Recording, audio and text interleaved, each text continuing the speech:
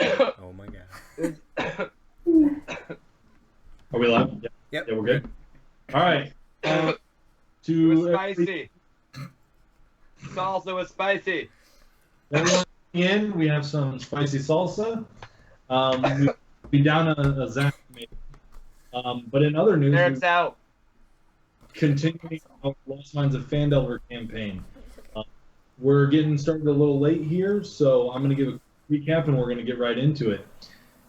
So last session, we had our adventurers venture farther into the Tressendar Manor. They found that the manor contained secret doors. We went through a few of them and encountered a wizard by the name of Glassstaff. During that encounter, Eric, I'm sorry, I have to stop you for a second there. I believe his name was Glassstone. I believe. So they encountered weird encounter where skills were maybe struck, and on the way out they found one of the that they were looking for, a Myrna Drendar, and they escorted her back to the town. But when they got towards the town, they discovered that their good friend Darren had, well, good friend might not be the right word, but he had caused a little more trouble in his attacking the Red Brands than the party originally thought would happen, and set the giant on fire. There's now an angry mob of villagers and miners ready to assault the Tressendar Manor, and that's what we're going to pick up. So what are all of you guys doing? Did we make it to the inn, or everybody joined the mob but me and Tanis were walking back with Myrna, right? Is that? Yes, I believe so. I was sitting with Darren going over what is like the layout of the manor and everything. Okay, so me and Tanis are heading to the inn with Myrna and the kids.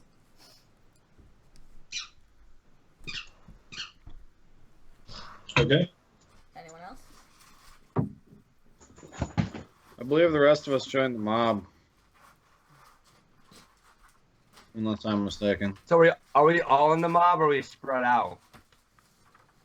I think Barry so in the middle of the mob. No, you came back to the group. Yeah, I came back. You guys never knew I was gone. Yep.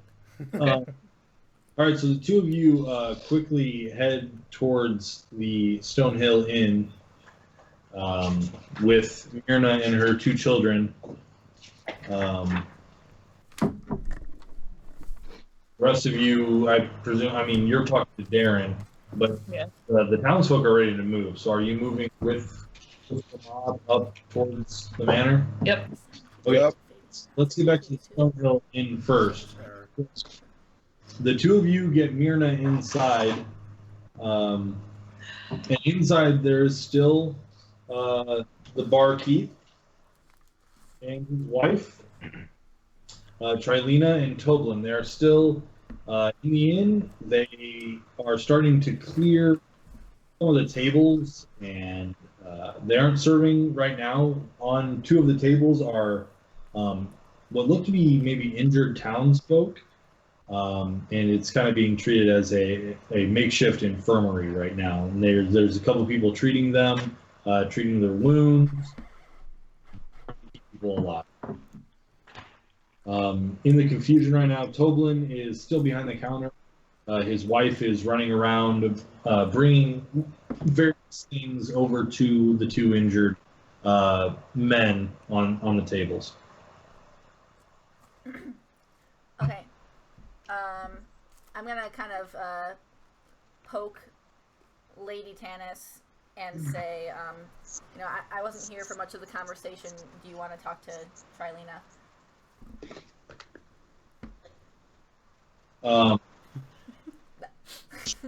Yeah, you got it. Just go. And she mentions that she wants to try to find Sildar quickly. So she kind of goes to the door and looks out for Sildar, running by on the street or in the mob, and kind of leaves you to bring Myrna. Okay, I'm gonna gesture to her to follow me in and whistle to try to get Trilina's attention. Trilina does notice you, but immediately looks past you to her missing friend, and she runs over and embraces Myrna. Myrna at this point is quite weak from being in prison, so Trilina just kind of brings her and the children over and sits them down at a table, motions to her husband. He runs back into the kitchen, grabs some food, and brings it out to the table. And she thanks you. Was saying, my dear, thank you very, very much for bringing my friend back to me. Where did you find her? Well, we had a little run-in with the Red Brands in their hideout, but she's back now, and unfortunately there's a giant mob heading back towards where we found them, so they should be safe here with you, but please keep an eye out.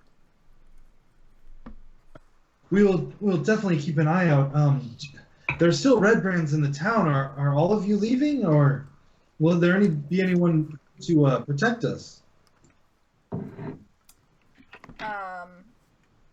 That's a question I really can't answer for you. I'm going to stick around for a little while, but I'd recommend getting them up to a room and, maybe closing up shop for the night and just laying low while this thing plays out.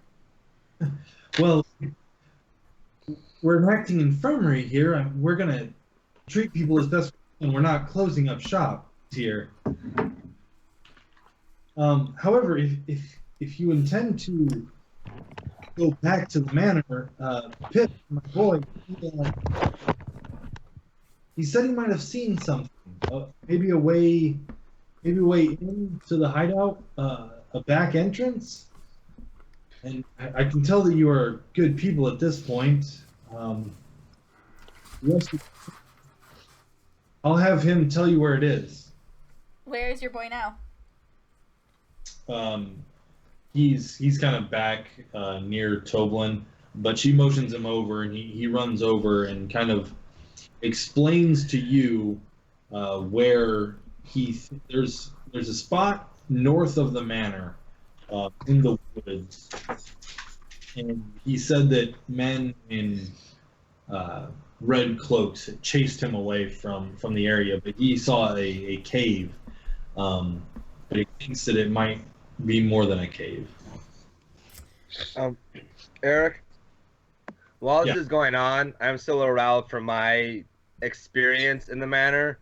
So I'm going to pull Kaylin aside Yep. and give her the information that I discovered while in there to see if she may know anything about it. I will give it to her. Okay. I think it'd be easiest if you being right there. Nah, you got it. Yeah. I'm going to turn back to Trilina and say, Trilina, I still have something that I need to do in town here. Can I pay Pip 10 trines to go and deliver that information to my party?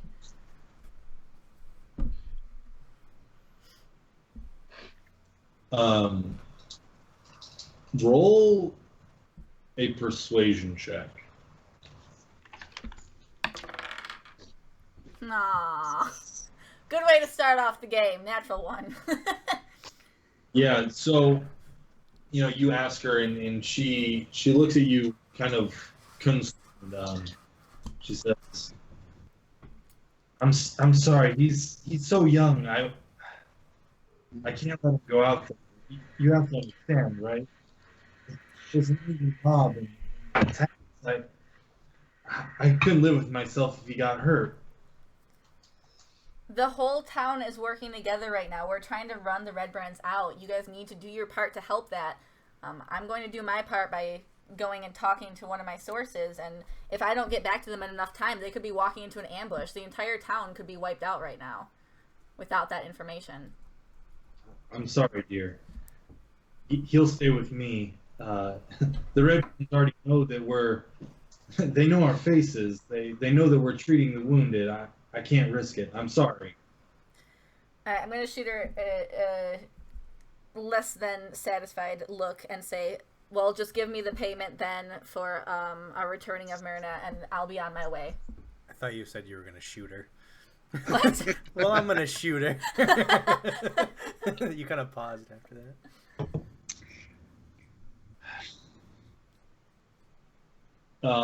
A quick aside, Matt, do you remember what the promised reward was for that?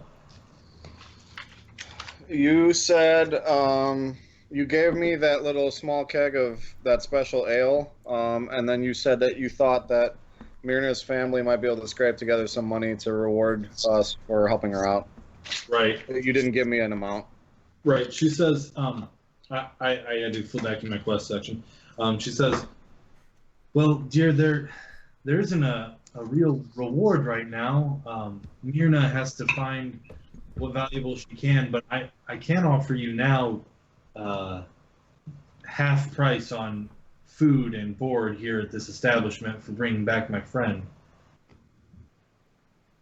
Half price for my entire party?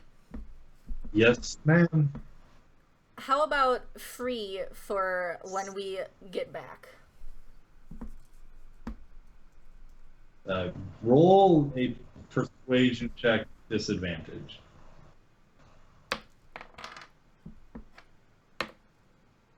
Oh my god, are you kidding me? Disadvantage? Alright, let's go with another. Oh, wait. Oh, I'm rolling the wrong dice. That's why. Hold on. What? Okay, wait. 19. Disadvantage? Yes. I had 22 with advantage. Okay. I guess. He's right here. He can vouch for me. Do you not roll another die? It's fine. She says, we can talk about it when you get back. For now, go. Town needs you. Alright, I'm just gonna sigh because I'm in a hurry and I don't want to keep arguing with her. Give her a nod and run out the door to find Talia. Okay. Where are you going? I am going to the place where she is, which is the crap. Hold on. Is it the Coster? The Lion Shield Coster? No, it is not. Okay, if it's not the Coster, then it's the Miners Exchange? It is. Yes. Question mark? That one. Okay.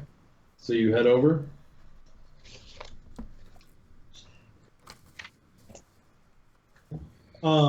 As you take off, you notice that.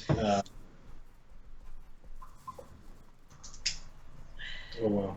Lady Tanis is still kind of looking out for Sildar, but she does follow you on your way to the Miners Exchange.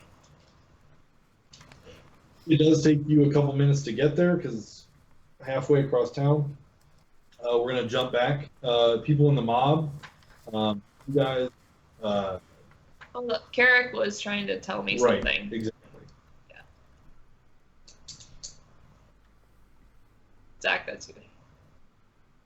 Can I say it just over the, or does it need to be like in secret? No, it doesn't need to be in secret. Okay. So it's just while I was in my trance state when I got, it seemed like I was hypnotized and the police had to pull me out. I was actually having a mental battle with a creature I believe to be arcane. And he was telling me that he's kept there and fed flesh, but he doesn't necessarily care where the source comes from as long as someone is feeding him. And he'd be willing to side with us if we're able to provide him with his basic desires. And those would be flesh, treasure, and then shelter. He seems like he could fight and would be able to handle himself, but he's more concerned with flesh first and eating, then treasure, and then just his shelter. So he could either be an ally we could use later, or someone that we could try to like at least appease to stay out of a situation that we might get into. And if you knew any sort of creature like that, or had any more information that I may not know of. Was that creature living in the cave area, or was it trying to get you from somewhere else? Do you know?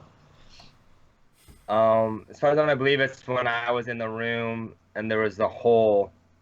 Like that Something cave? is somewhere within the building. Yeah, the cave area in the hole. Yeah. So, and when I got pulled away, it lessened the effect. So it has to be a close proximity in order for the mental effect to have any sort of impact on it. That makes sense. Do I know anything like that? Rolling Roll a nature check. nature. What would I have to do to become the leader of this mob? Like full on force, like pitchfork and torch? Performance. Yeah, you were Well- supposed to be on my side, remember? What you do know right now is that the current person leading the charge is Darren Edermath. Then I think you just have to yell freedom really loudly and just Or- start running. Oh, Do the Braveheart speech and they'll all follow you. Yeah. Or Rudy. You think about it. Independence Day. Nothing really comes to mind, that you can think of that's a creature that can pull people in, that okay. that eats flesh, and nothing really. You haven't run across it. Ditto, did we all hear this, or are they just talking? Carrick, were you trying to be secretive about it, or were you just kind of telling it to whoever? I had pulled Karen aside to see what she knew. So I'm not trying to see, but I doubt anyone could hear us probably with the whole mob thing going on. So right now it's between the two of us. Yeah, so you wouldn't have heard that. Selfish. Okay.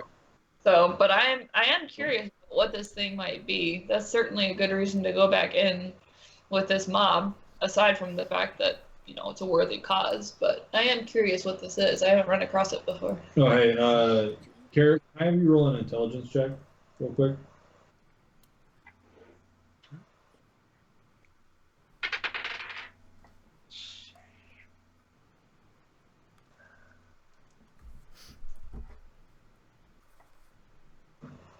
Nine.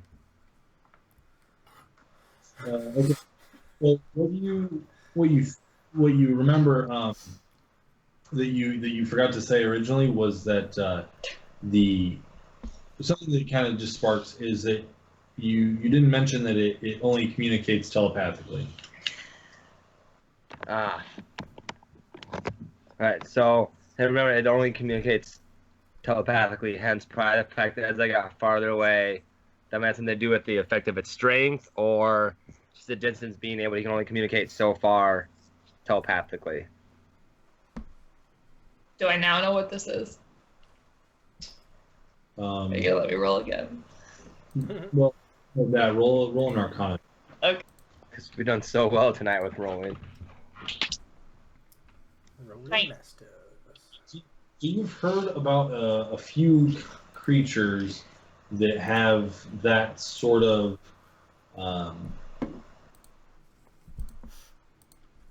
ability. Most of them are arcane based. On the short list, there's certain plane shifting beings. There's Nothics. There's just wizards.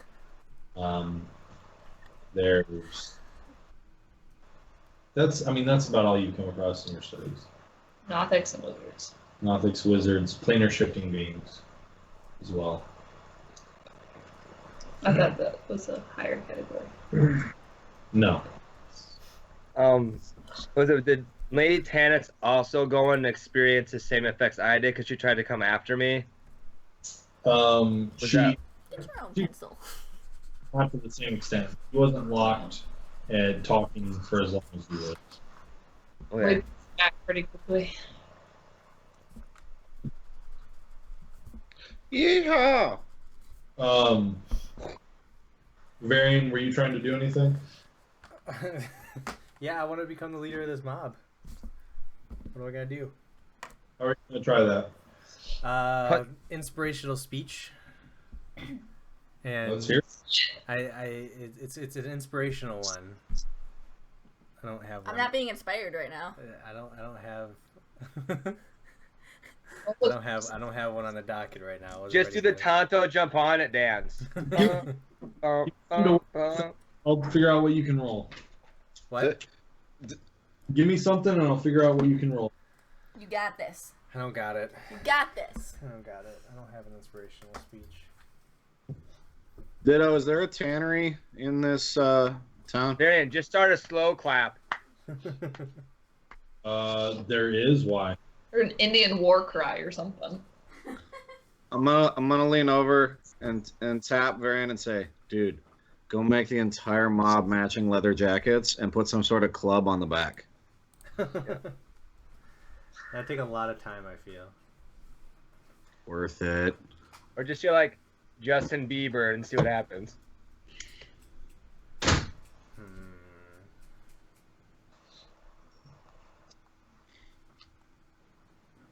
Yeah, nothing. I'll just negate my idea then. Sure. You don't have to be a speech. You can talk to people. You can, whatever. No, I'm good. all right, we'll jump back. So you, so you guys are you kind of, stride for stride with Darren? Are you trying to strategize? Are you, what's your game plan here? The four of you that are kind of marching towards Cressendar, because once you get to the first terrace, Darren stops. He turns to all of you and asks, "So, what's our plan? What's the way in? Where's the weakness?" Well, like I told you, there's only one way down into the cellar, and then we didn't meet anybody in the upper manor part the first time we went down. So, Is it fortified? dude, I already went over this with you. No, the outside is not fortified. There's two sides. There's a crack on each of the sides of the building. You can easily get in, and there's also the front door, which you can easily get in. And once we get down to the cellar area, there's just a door to the hideout area. But that's when we left. They may have come up to the manor part and They wouldn't do that. One entrance. It's a funnel. That's where we'll meet the resistance. What's our plan? How do we get in there without losing too many of these townsfolk?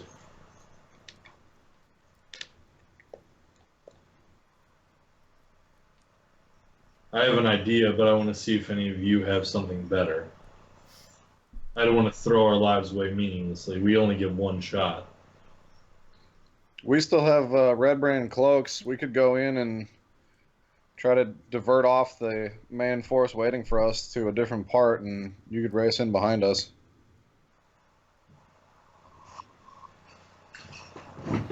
That's a decent idea. I wonder if they'd even know it was you if you showed up in cloaks. They might think it's reinforcements. well, none of the living red brands saw some of us. The only red brands we encountered, we killed. I That know. could work. Do you have the cloaks? I only have the one I'm wearing, and well, two of my men went down at the Sleeping Giant. I think we've all got one, right? We're all still wearing them. Oh, I didn't know I had mine on. Yes. Well, if you guys want to do that, you can You can lead the force, and we will come in 5 minutes after you, or do you need more time? Less time? Let me know. Give it. Are all of us together at this point? It's the 4 of you and Darren right now. While you guys think of your battle plan, I'm going to jump back real quick to the other 2. So Tannis is the 4th. No. Candace is with me. The 2 Yeah. wizards, me and Varian. Yeah, but Varian already met with Glass Stone Staff already, didn't you? Talk about that, but you get to the Phandalin Miners Exchange. The door is barred. There's no. It doesn't seem like there's anyone in right now. And I already looked to see if she was in the mob. Okay, I'm gonna tell Lady Tannis what Pip told me.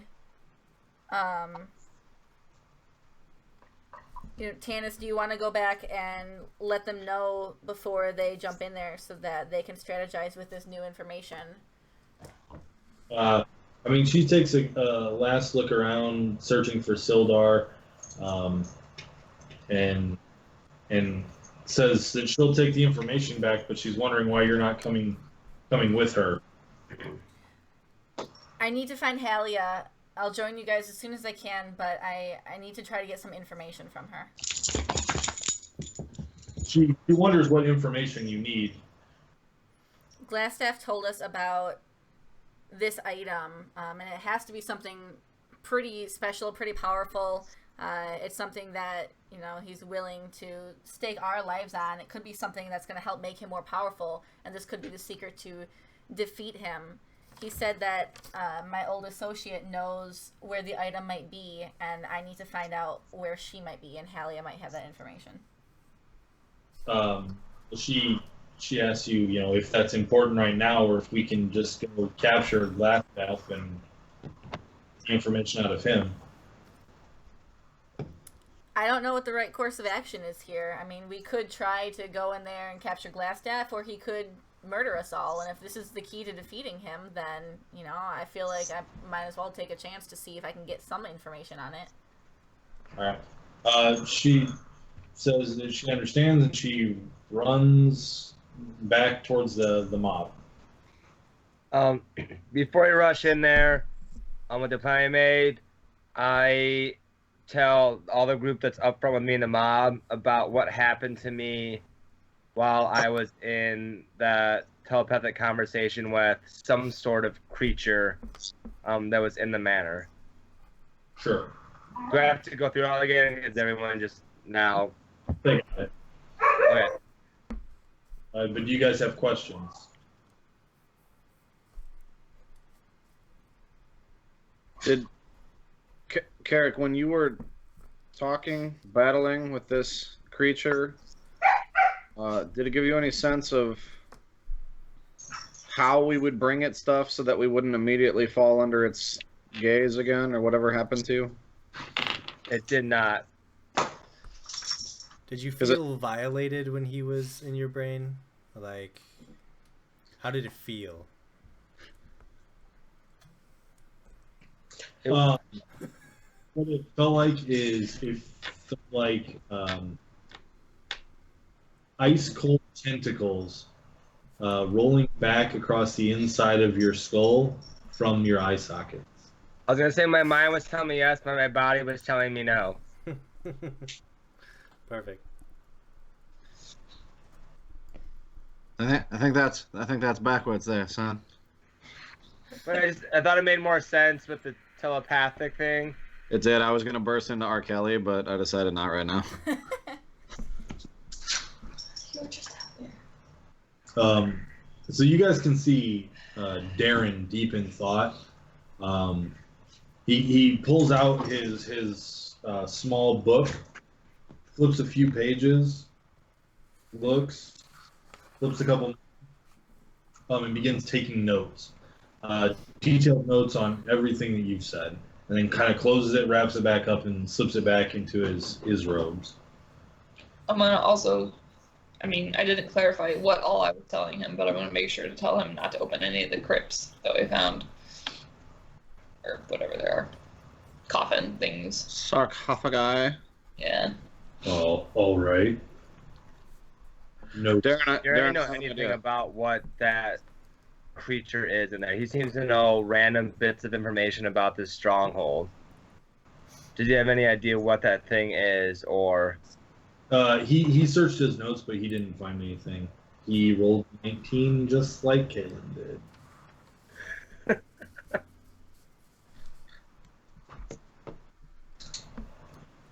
Darren, I have an idea. There's one central foyer when entering the actual stronghold portion that has multiple rooms leading off of it. I'm thinking we use a system of colored lights to let you know when it's okay to enter or if we're going to get ambushed upon walking in. I have the ability to cast that, and I can change the color depending on what we're seeing, and you can stay hidden just outside the door. Very well, dwarf. I like it. How about green for safe, red for come immediately, and blue for hold?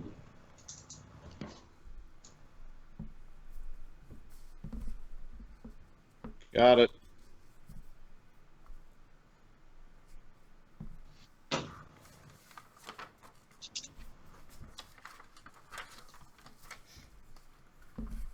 Are green and blue too close together to? Depends on if he's colorblind. Yeah. I am a master cleric. Do not question my color-wielding abilities. What if the I also color have is a salmon? I know green-blue colorblind people. It's a real thing. So are we doing this, guys, or what? Yep, let's go. Advanced team, let's head in. Put the hood Well, up. at the very end of this conversation, you see Lady Tanis running up to the group. She relays to you the fact that there is another potential entrance. She notifies you that Pip, Myrna's son, has been to a location that had Red Brand guards, presumably. He was chased off, and it was a cave at the base of the terraces on the north side of the manor.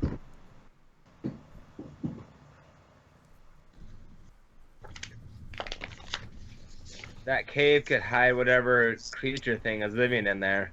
And then once again, Darren opens his notebook, flips to a page that looks sort of like a map of the town, makes a few quick sketches. He's not really sure, he's just going off the information that he was given, and closes his book and puts it back into his robes. We should definitely have a group guarding that other entrance. Whichever one we go into, we should have a group guarding the other one. I agree. You No wanna- escape. You want to go like 2 and 3, or have the other people guard it? Lady Tanis also relays that Cyrus is off looking for someone in town to get more information about the box. Oh, this box. Is there a large number of townsfolk with us? It's about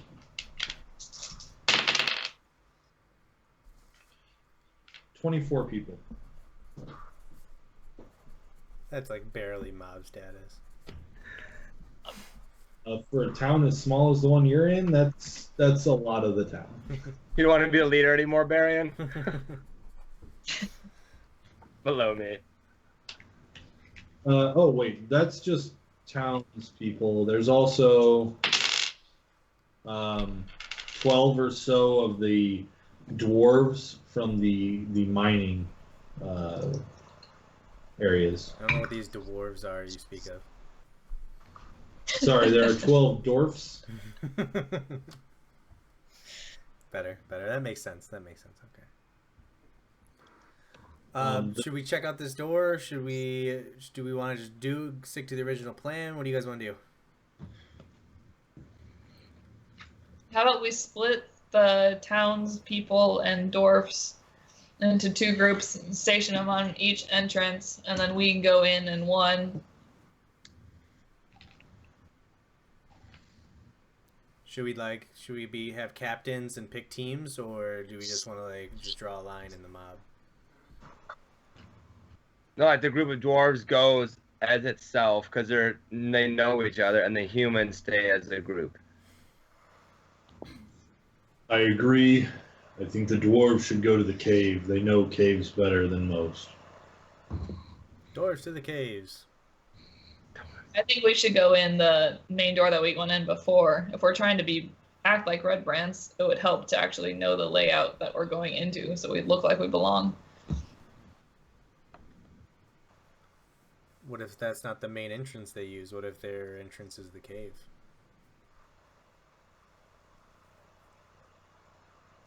Either way, sounds good to me. Let's do it. Bring up that kind of question, just be like, it's cool. Darren pipes up and says, well, we spy on them a bit. It does seem that there is some traffic between the front and the sleeping giant, but there's also red brands that leave north of town. We suspect that they were going after trade routes, but at this point I'm not sure that is necessarily the case. I just don't have enough information for you. Say go on the front door, it could just look like we're fleeing the sleeping giant, what's happening in town. At this point they may not question it just because of all the chaos that's happening. All right, let's send those dwarfs over to the cave. Let's proceed as planned. All right. So the 5 of you kind of set out forward. The dwarves peel off and go around the terrace. The rest of the mob is slowly making their way up the hill and kind of waiting for a signal. Cyrus, what are you doing? Where are you going? Alright, so I knock on the door and nobody comes to it. Is that my assumption here? Correct. Okay, so Halia mentioned something about putting information in the normal spot. Can I recall what this normal spot is? Yeah, you know exactly where that is. That's near town square. There is a loose stone on the Shrine of Luck. Can you say that one more time? Loose something? There's a loose stone on the Shrine of Luck to the goddess of Timora. The 2 of you pass items and information to. There's a small crevice inside.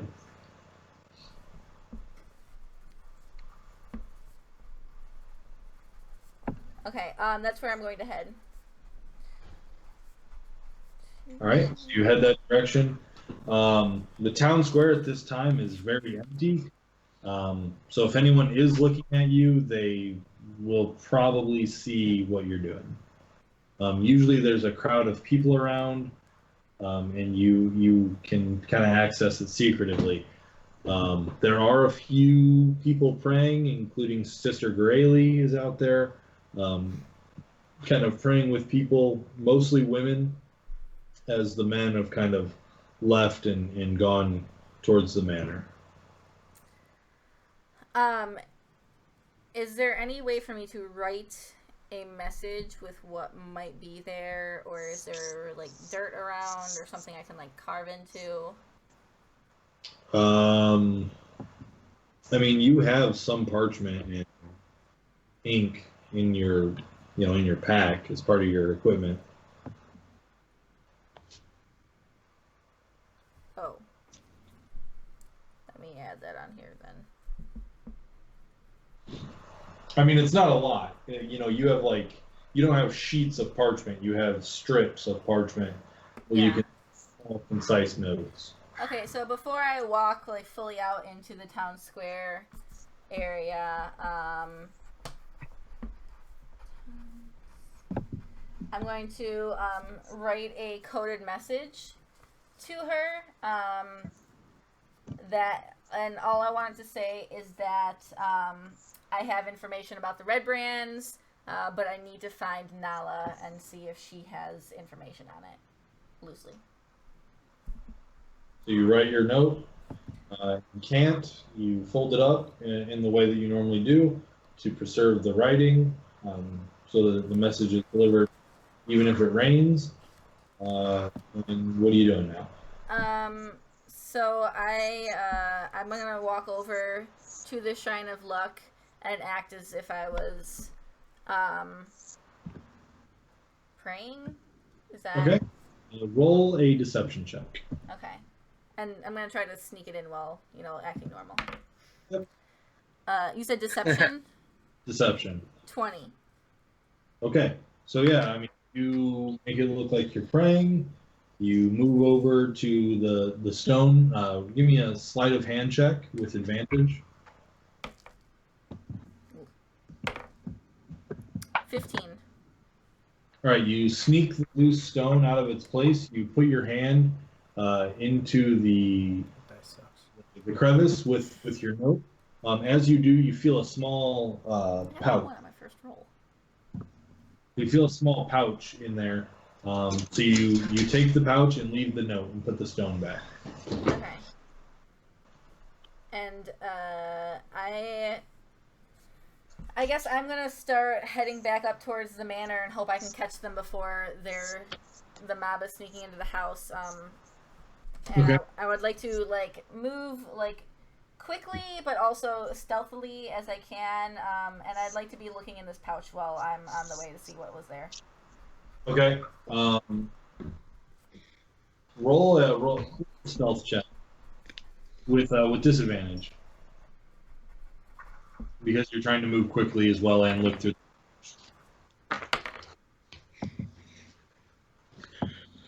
12. 12. Yes. Okay. Noted. So you quickly move through the town. You're trying to keep to alleys as much as you can, shadows. It's near mid. It's actually probably near 2 o'clock. So it is kind of hard to keep to the shadows. But you're doing the best you can, trying to blend in. You catch the rear side of the mob, and it's easy just to kind of blend in with them. But during the way there, you did get the pouch open.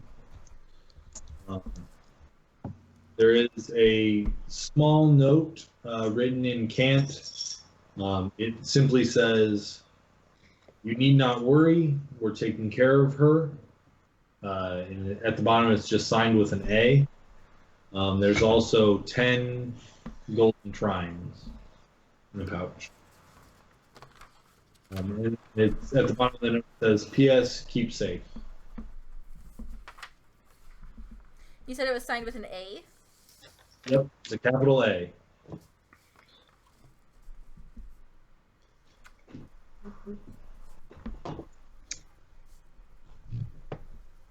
Okay. And did you hear that? As I'm reaching back up to where the mob is, can I see my party, or have they already gone into the manor? At this point, you don't see your party. The mob, you notice, is moving pretty slowly. There's about 25 people in this mob. You don't see anybody, that you're looking for. Okay, can I look for Darren? Darren is at the head of the pack. Okay, I'm gonna go run up by him. Okay. Darren, where's my party gone? Oh, hello there. Front door. We're waiting for the signal, and then we've got your back. Wait, they just walked into the front? Oh. Are they crazy?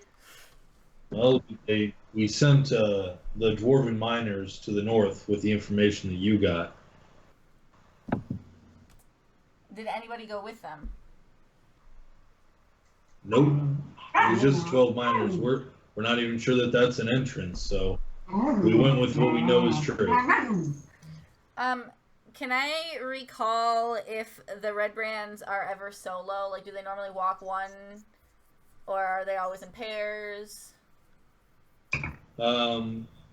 Best of your knowledge, they never work alone.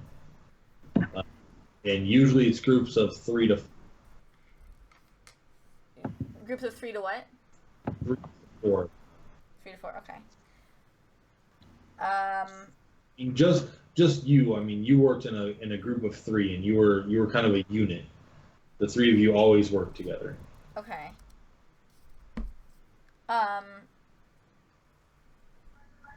Darren, how did what's their plan once they're inside? Oh, they send us to let us know if it's safe to come in, if there's an ambush, or if we need to not come in because it's dangerous. The dwarves, they're simply going around and seeing what there is to see. If there's an entrance, then they'll use it. If there's trouble, well, they can handle themselves. I'm not sure it's smart that I enter by myself. Normally, the Red Brands are in groups together. And I think my party's capable enough to handle this. I'm gonna head over to where the dwarves are and see if I can lend a hand there. Move swiftly. I We'll give meet him you. We'll meet you on the inside. All right. I'm gonna give him a nod and head to that north cave side of the manor. All right. Group of 5. You are inside the manor. Inside the. Which way did you go in?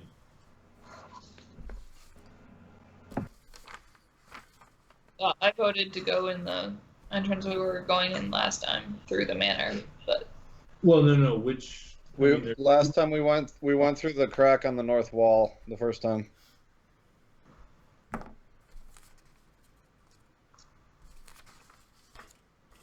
it doesn't matter. Me. Anybody else have an opinion? Well, we went through the crack on the north wall, and then you guys moved those bookcases out of the way, so we have a shortcut to get back to the wine room, right? Yeah. Yes. So I say we go that way. All right. So you guys enter through the crack in the north wall. Once again, you enter what appears to be a ballroom. However, at this time there is the door, and you can get it open and move into the office and then into the wine room. Are you being stealthy? What's the marching order? Do that. I think we're just acting normal because we have our capes. I And don't necessarily stealth because we were assuming that they think we're gonna be red brands. All right. we're So acting what's pretty red. I'm in the back okay? because I gotta light the Yep. thing. I'll be. Oh, I'm not doing too hot. I should maybe be in the middle. All right. Oh, I didn't. Not Eric, people. am I doing okay? You're good to go. You're All right. You're at full, I think. Okay. Got hit, right? Yeah, I don't think you got hit. You didn't know.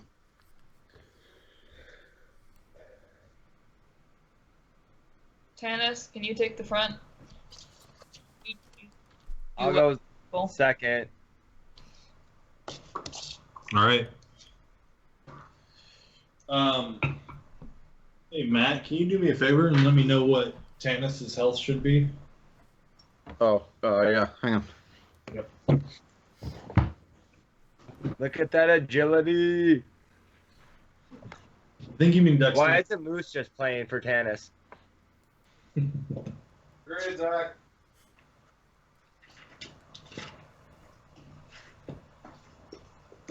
Every time he licks the screen, that means he wants to attack.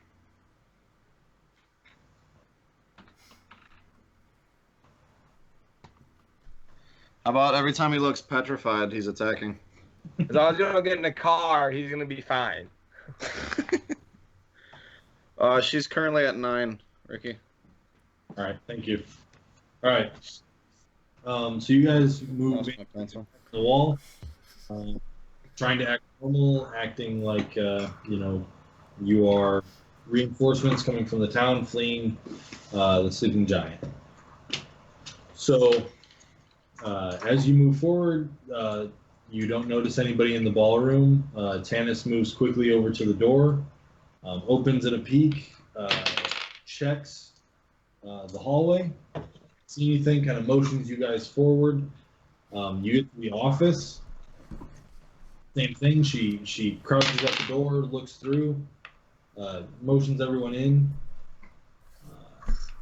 into the cellar, and haven't met any resistance. As we're doing this, every time they're leaving a room, I'm walking back to the door that we came through to get into that room and flashing green light and then immediately shutting it back off again and then following them. Okay. So you guys are in the wine cellar now. The 2 stone doors are closed. The levers are still there, so you can place so that the doors can be moved, but the doors have been closed. You guys did not close them when you left.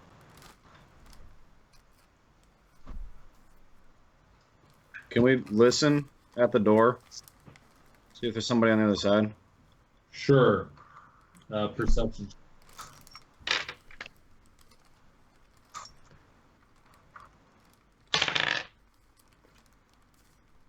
$22. In the microwave. Dude, Deal with that. you're a little more versed than most people with listening through 6 to 8 inches of stone. So on the other side of the door, you do hear some shuffling of feet, some quick orders being given. They mostly sound like human voices coming from the other side. It's all kind of garbled through the door, but I mean the general gist of it sounds like someone's giving orders, telling people where to go. Guys, I hear multiple people on the other side of this door. I'm having second thoughts about going back through the front entrance again. Maybe we should have checked out that other way in. I don't know if we want to walk into an ambush.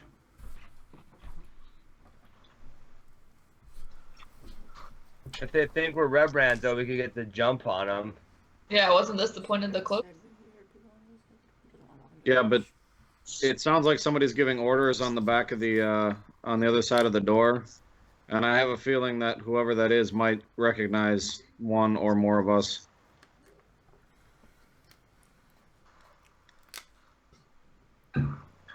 You want to risk it?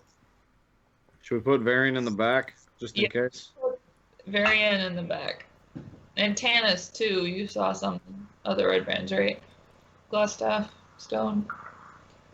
Staff. Tanis was Did not. She never. Tanis was possessed by the mental demon. Oh yeah, there's also bugbears somewhere in this place. What are the Thanks. Just so you guys know, it's not just red brands. There's some bugbears. At least 2 of them. Really glad you mentioned that now that we're already at the front door. Hey, I mean, I'll put my hand on the peg and start. You guys ready? I'll let you guys in. If we're doing this with authority. Act like you belong here. Yeah, Varian, why don't you stay off to the side? Yeah, I'll open the door, let you guys in, and follow behind. Yep. We'll go. Grabs peg and slides the door confidently, like I've been here before. Yeah. Okay. Give your motivational speech now, as the door opens. Right here. So yeah, the This was this. the door opens up.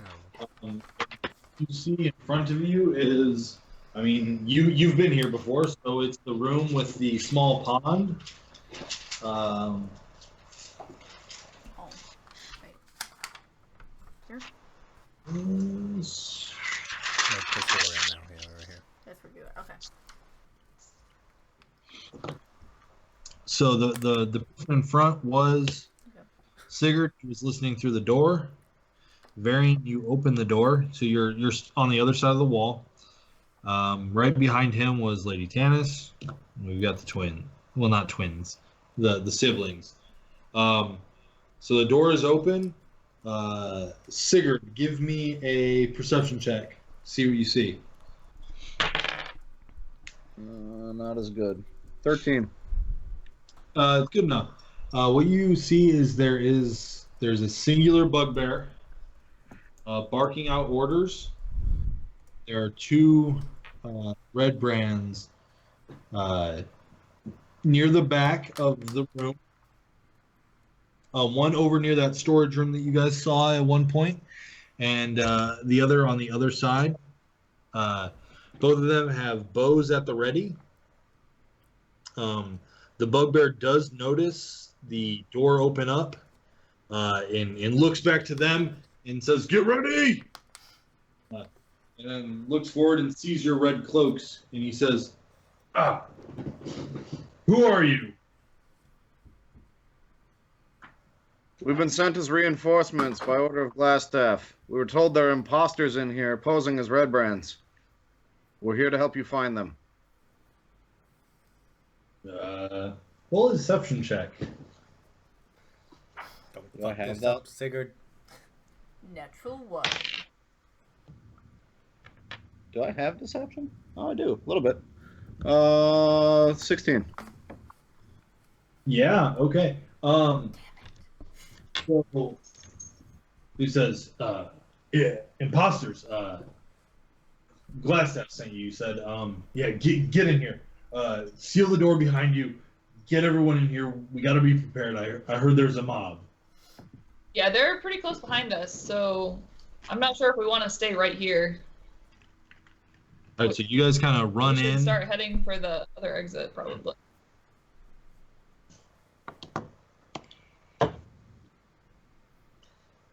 Roll a persuasion check.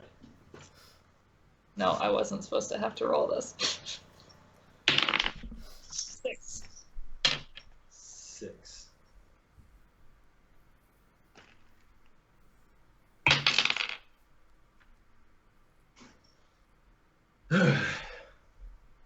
Well, how many of them are there? I mean, is it going to be that big of a deal? If there's too many, we can run. But Glassstaff's headed out that exit right now. He told us to guard this one. We need to slow them down, but if we need to flee, we can. It looked to be about like 20 of them. They are townspeople, so I'm not sure how good they are at fighting, but there's a whole lot more of them than us. And he looks around the room and he goes, "Well, there's 6 of us against 20 of them. I think we're okay." There's a wizard with them, though. He calls himself Dallin or something of that sort. I didn't quite catch it. He's the one that burned our inn. I think they're all coming this direction. Maybe we should try to make an escape while we can. Roll a persuasion check with advantage.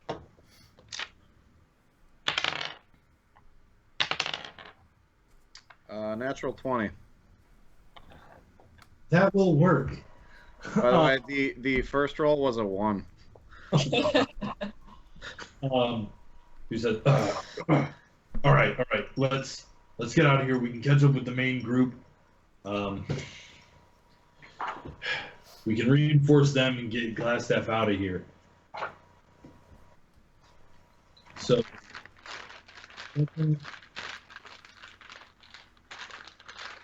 says, "We need to protect Mosque anyways, so let's go." He turns to the red brand on the left corner of the room and points. As he does, the red brand pushes through another secret door that leads out of this room, and all of you sort of funnel that way. The bugbear takes the rear as he is commanding. That's unfortunate. The Varian, as you come into the room, he makes sure that you shut the stone door. I shut the stone door. He's making sure it's closed. So you guys file out of this Shut the door. room into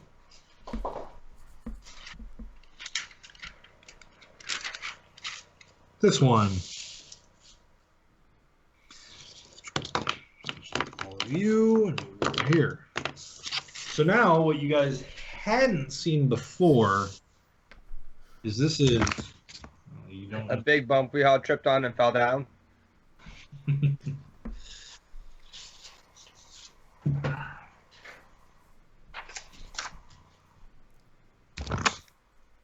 is a cave system. So the two red brands in front lead you through. You can see it better over there if you're looking at it. This is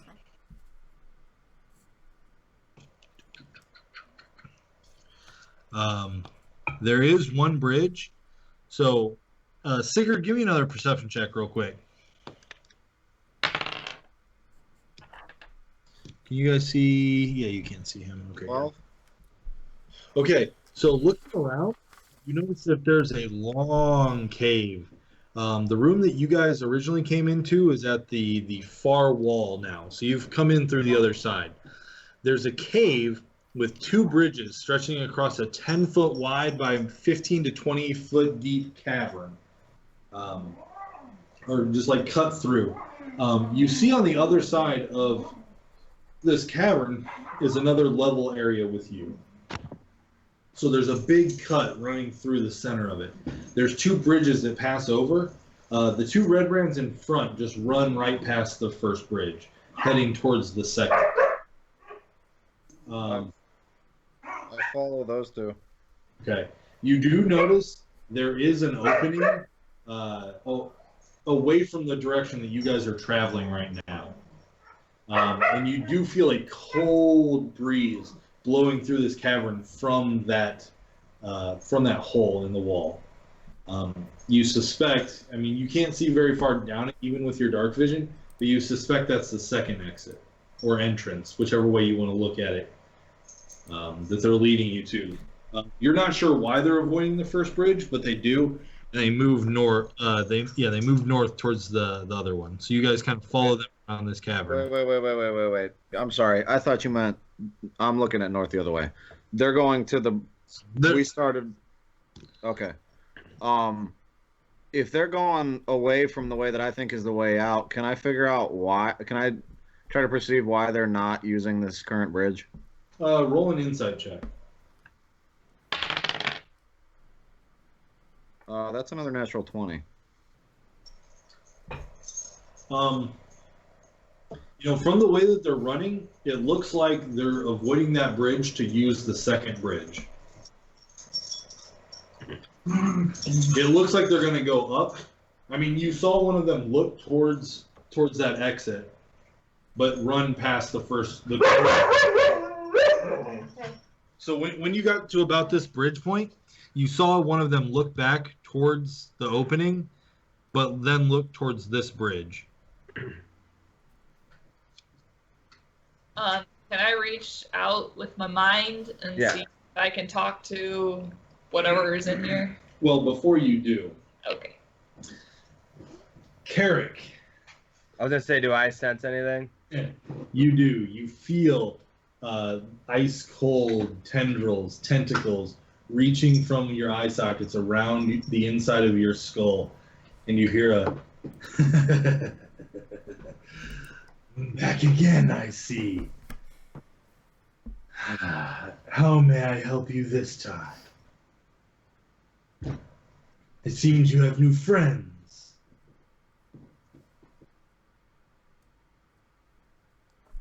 If we give you flesh, Are you saying this or thinking this?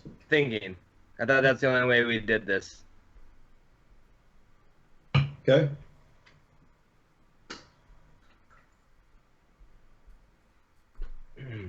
If I ask him if I give him flesh, is there any way he can help us defeat the red brands?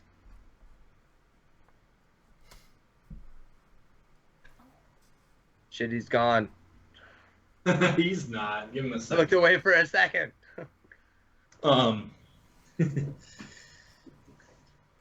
He says, "It's been a long time since I've had bugbear. I knew it. I care not which of you so-called wins. I'm hungry." Do I have enough ability to also speak while this is happening, or am I starting to like phase out again like I did the first time? Roll a Constitution check. Actually, I'm gonna have you roll. I'm gonna have you roll wisdom. Right. I'm gonna have you roll Is he trying to wisdom track saving person throw again? with advantage. Yeah. So what does with advantage mean? Roll twice, take the higher number. Oh.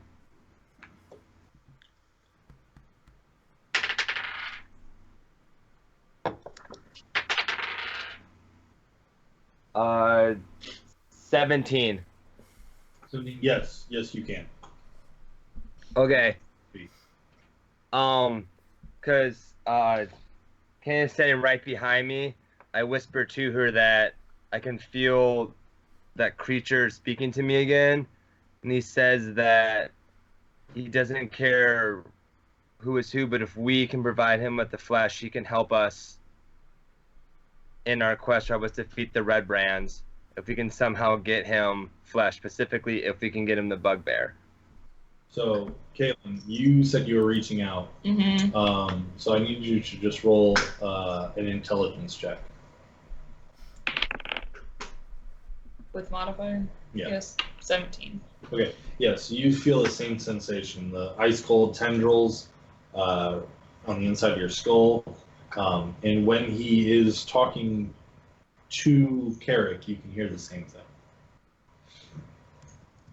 Cool. Wisdom saving throw with advantage. Sure.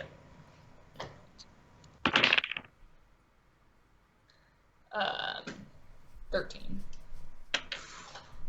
All right, you succeed. I ask him what will he give us in return for the bugbear flesh.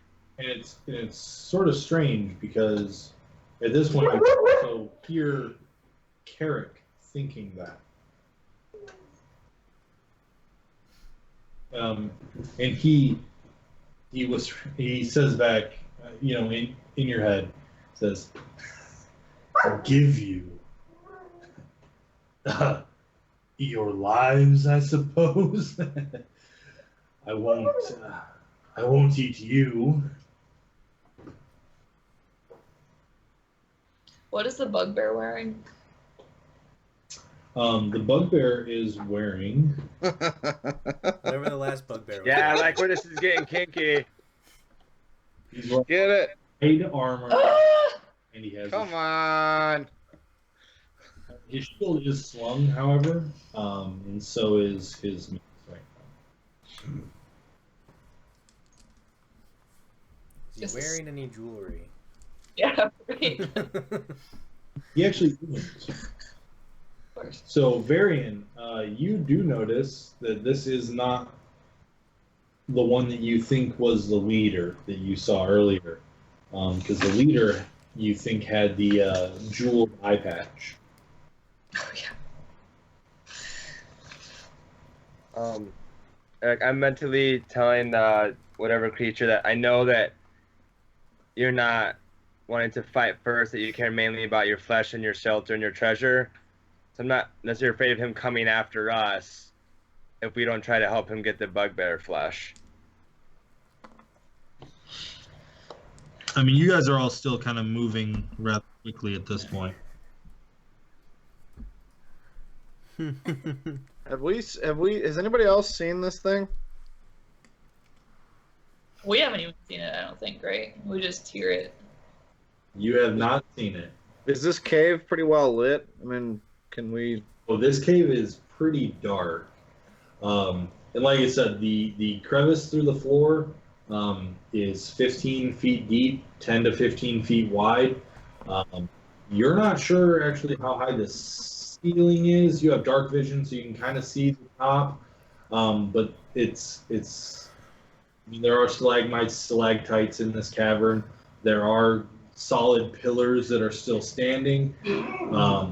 So I mean, even if you take, I mean, roll a perception check.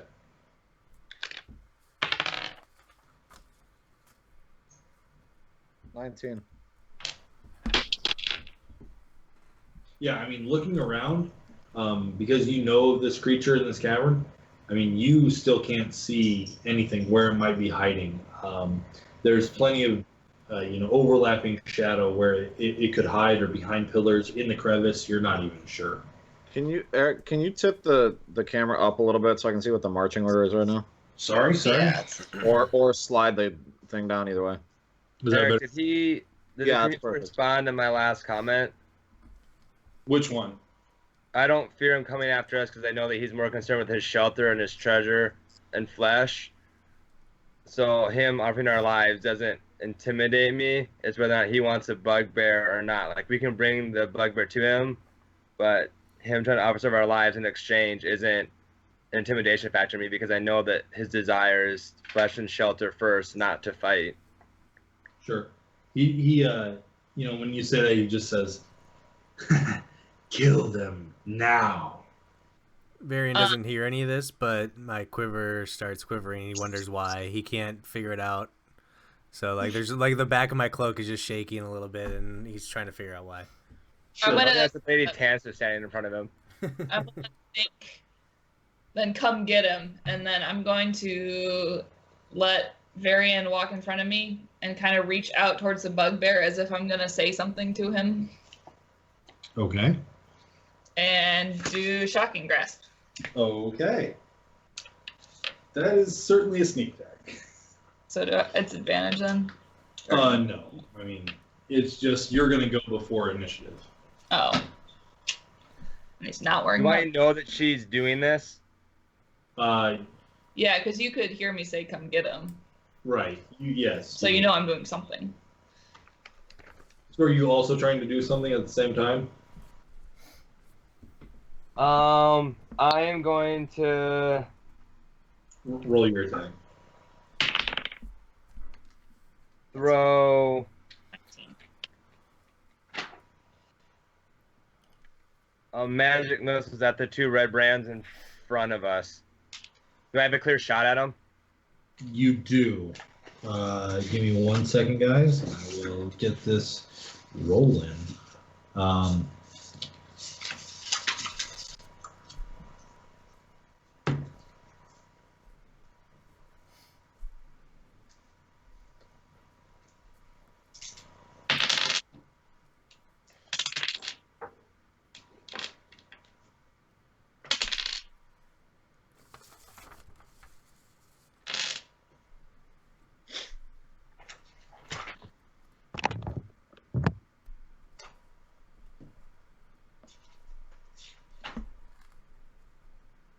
Your attack hits, so you can roll some damage.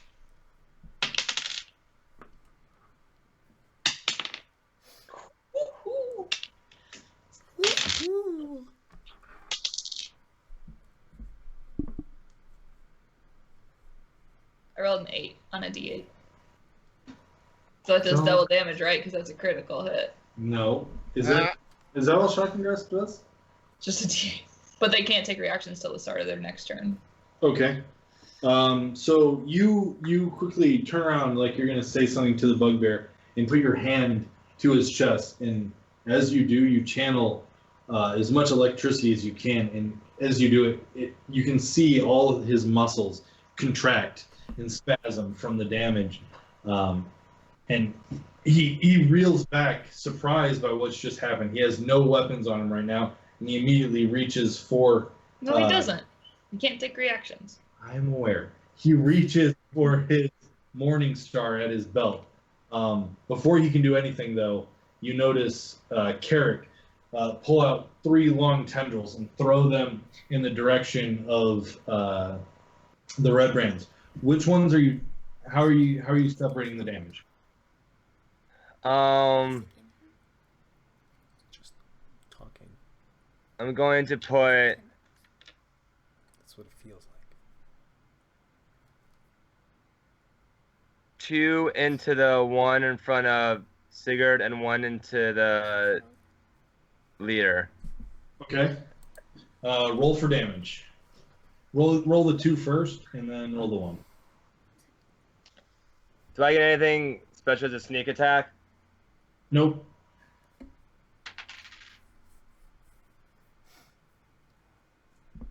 Shit, what is? It's a D4 plus 1, isn't it? Yep. E4 plus 1 for each shot. Eric must be controlling Carrick because he did something different. So the 2 shots gives me 7 total. Okay. Yep. And the 1 shot. The 1 shot is a 2. Okay. You see your sister reach out and shock the bugbear. As that's happening, you're throwing your 3 tendrils, your 3 long shards forward. You stick into the back and side of the red brands that are at the front, who are now stunned at what's happening. There's kind of mass chaos. You guys know what you're doing, but everybody else is kind of unaware. So I need everybody here to roll for initiative. Oh my gosh. I quit. Oh my goodness, this is so bad. I rolled a 1. 20 to 25. Wait. Shit. 5. This game sucks. 20 to 25? Anybody? I'm a 3. 15 to 20. Start at the bottom. Yeah, we get it, Eric. 10 to 15. Shut up. 5 to 10? 6.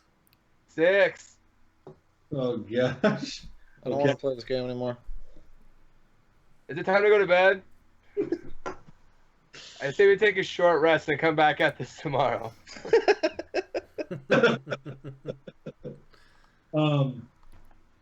Varian and Sigurd. Oh no, Varian and Carrick. Roll dexterity checks. Isn't it just whoever has the?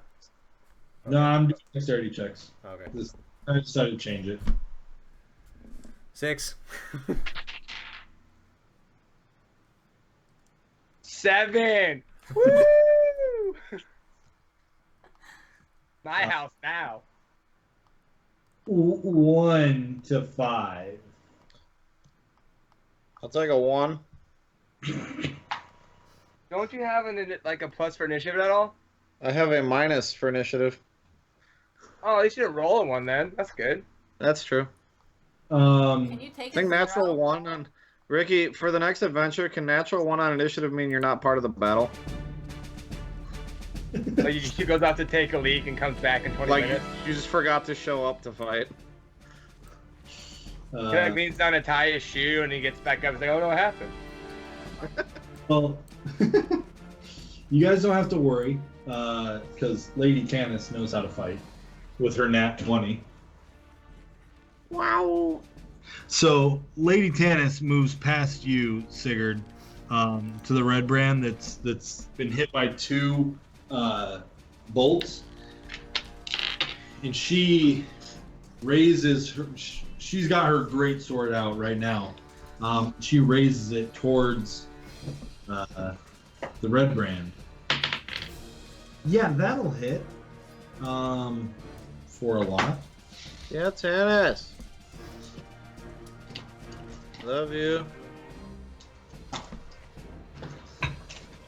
Let's see. Okay. As your replacement spouse, I'll just take that I love you and hold on to it for myself. That's fine. Don't tell her. No, you know what? Tell her. It'll be better that way. She probably won't listen to us anyway, so it won't matter. Guaranteed. All right, let's see what Lady Tannis has got. You want the stats, dude? I got it. Oh. Ooh. Yeah. All right, so she brings the greatsword down and slashes from his neck down to his hip. A deep 3-inch, 4-inch gash running down his back as she deals 18 points of slashing damage, Wow. killing That's it? him instantly. Through the neck, right? Well, I mean, from the neck area to the hip. +1 goof. It is now the Red Brand's turn. So the female Red Brand who is leading spins around to see her companion dead, and just charges the first person she can see, who's Tannis, striking out with one sword, two swords. The first sword is wild and swings at Tannis's midsection but misses. The second sword, however, does strike true. Tannis is going to take 5 points of piercing damage from the sword as it rakes through her midsection. Okay, you are up.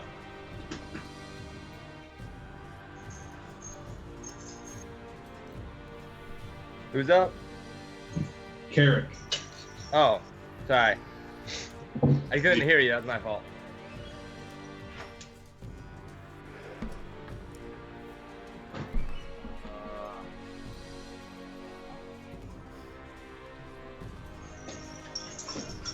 I know, I haven't gone yet. It's hard.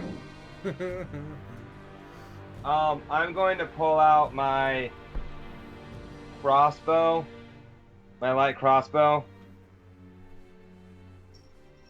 and fire. Do I have a clear line of sight? You do.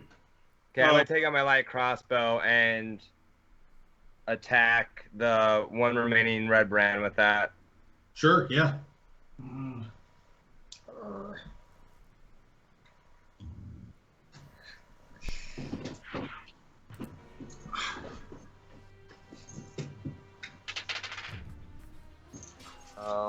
So a natural 8 plus 2. I don't know if it makes a difference if I roll an 8 on a D8 plus all my attack bonuses. Wait, a D8. You gotta roll a D20. You gotta roll the hit first. Oh, But naturally, it makes more sense now. I'm glad Zach's back. That's Me, really I'm glad Carrick's back. happy. Roll the natural 8 on a D8. Zach, you're a natural 10 to me. yay! On a Okay, D8. sorry, I'm going. Do I use my... So, with the D20, do I take the attack bonus with the light crossbow, or is that only when I roll for damage? So your attack bonus, so you roll your D20, it's gonna be +4. I thought it was plus 5. That's +4. Okay, I gotta rewrite that. It's only plus so- 5 for the magic. I have an 11 then. Okay, so you play crossbow. You take aim at the red brand.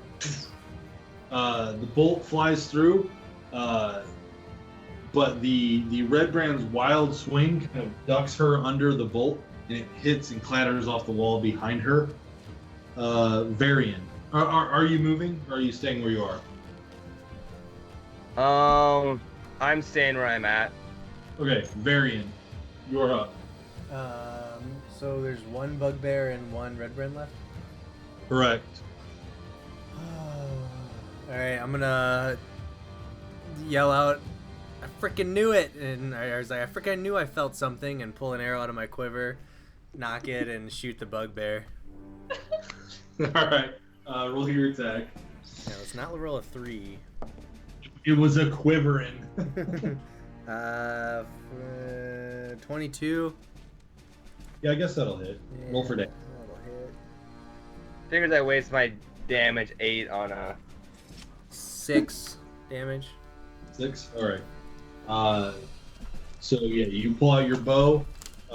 It's hard to get that first arrow because your quiver is shaking so much. You get it. And you fire it at the bugbear. It hits it in the shoulder. As it's going for its morning star and its shield, and you can see it sink in. It doesn't look like it's hurt it too much though. For bonus action, I'm gonna use second wind. Yeah. Do it. So I'm just gonna go into a Dragon Ball Z stance and just kind of scream. Okay, yeah. Just let me know how many hit points you get. Yeah.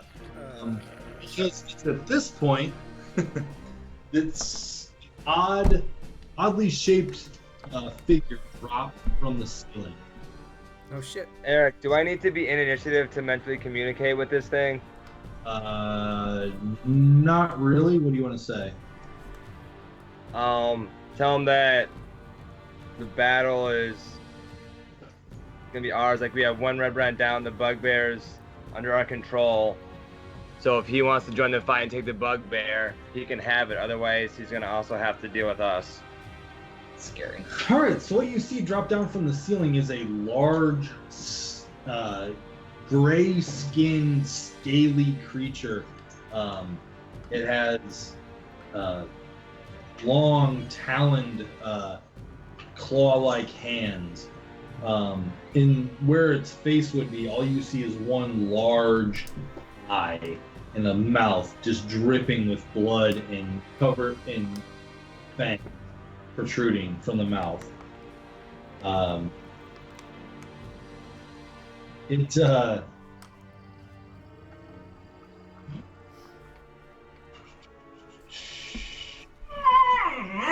drops down behind the bugbear and just flashes out with its 2 talons, making 2 strikes into the back of the bugbear. The first one strikes true, dealing 5 points of slashing damage to the back of the bugbear. The second swing, however, clips a piece of the bugbear's hide armor and doesn't penetrate. And now all of you can hear kind of a screaming, a bloodthirsty, kill him, yes, yes. Which brings us to the bugbear's turn. So the bugbear is going to spin, noticing the threat is actually behind him, and he's going to make a strike with his Morning Star at the creature. Ooh, that's a good hit, Mr. Bugbear.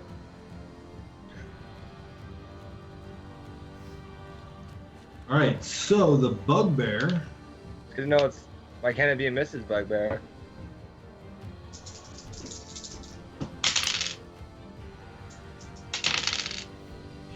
They breed by fission, Zach.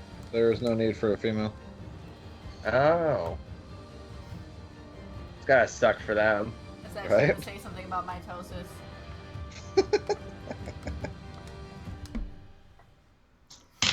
Is that a foot disease? You can tell we're related. Yeah, it's the little green guy that climbs under the toenail, Jeff. Oh yeah.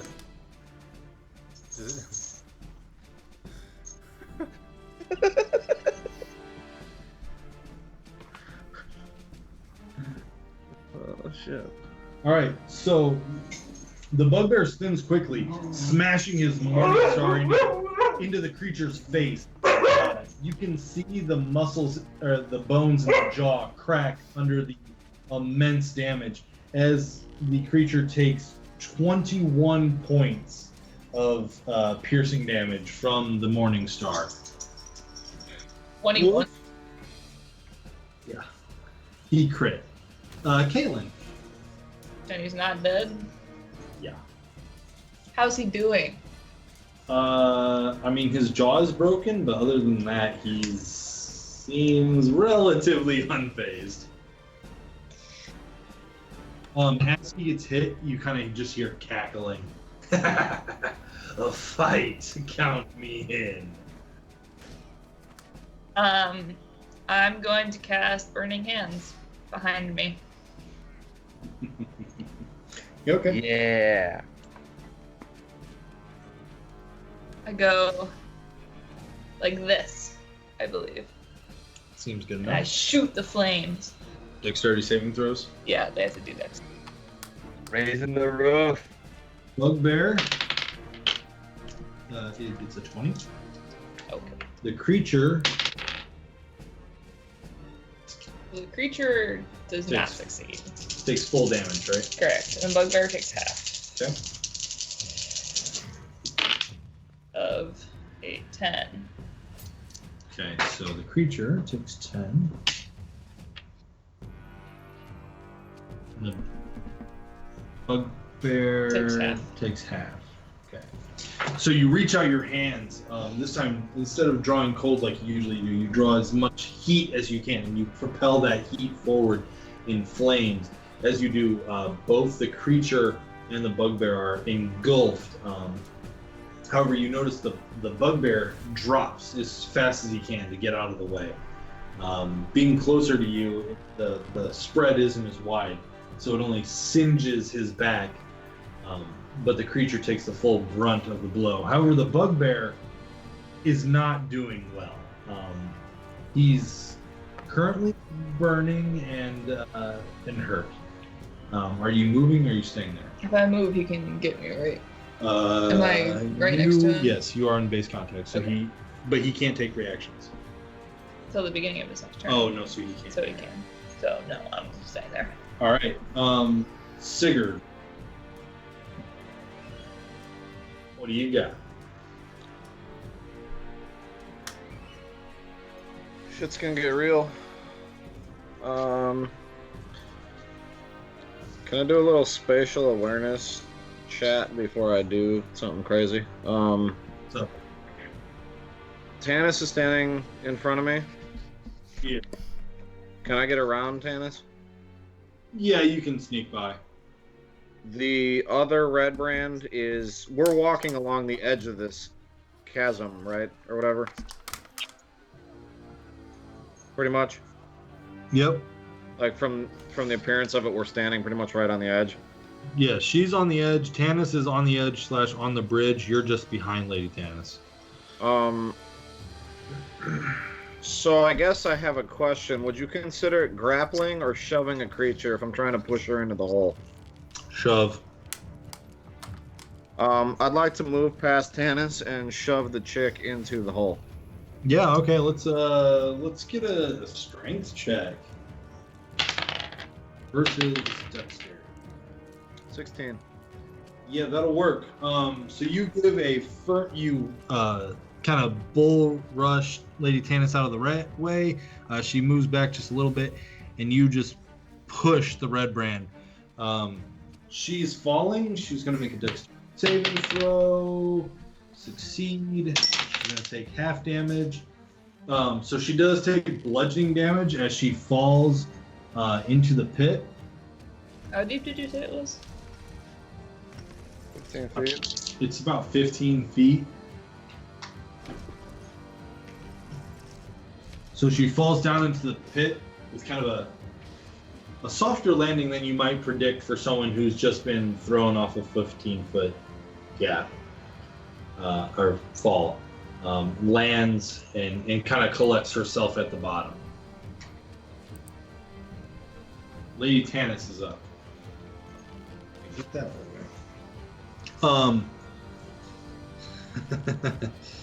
Ah! So, Lady Tanis is pretty accustomed to falling into holes. So she's just gonna jump on the way down.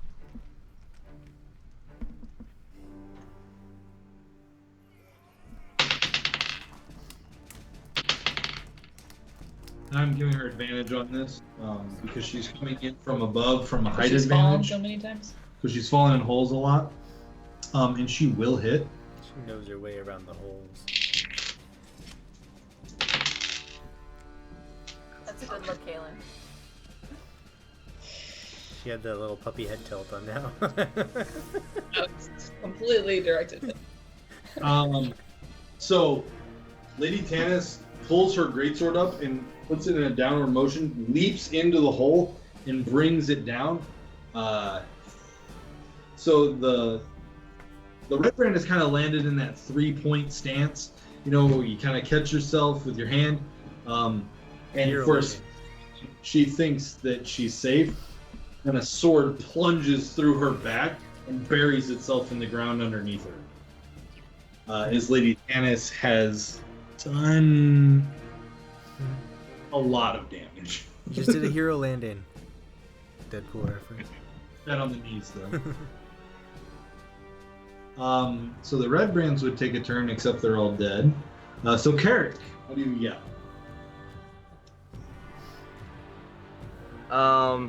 Lady Tanis does take a couple points of falling damage, however. She's looking a little worse for wear. So she's going to use her second wind as her bonus action. Sorry.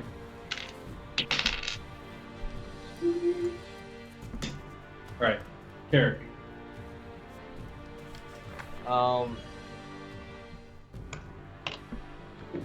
So I know that the bugbear and this creature are probably both a little beat up right now. You can tell that the bugbear is really not doing well. As far as the creature, it does have blood pouring out of its mouth from its broken jaw, but you haven't really fought anything like this, so you're not really sure how it's doing. Can I still mentally talk with him? Sure, what do you want to say? And say the bugbear is almost yours. If we finish him here to help you, what's our in return will you then help us?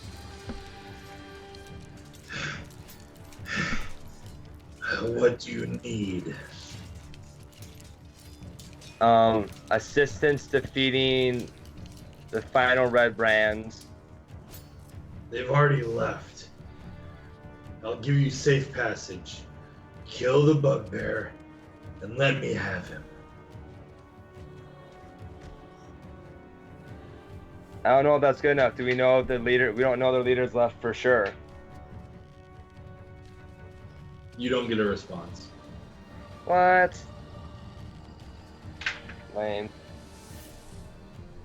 I'm gonna attack the bugbear with my light crossbow. Alright, so you load another bolt. Roll your attack. I gotta make sure I hit first, right? Yes, that's your attack. You guys need your damn terminology. Natural 8. Alright. Yeah, naturally. 18. Alright, you do hit. Roll for damage. Swear to God, if I roll one, I'm gonna be super pissed at you. Geef, write that down for the title of the episode for tonight.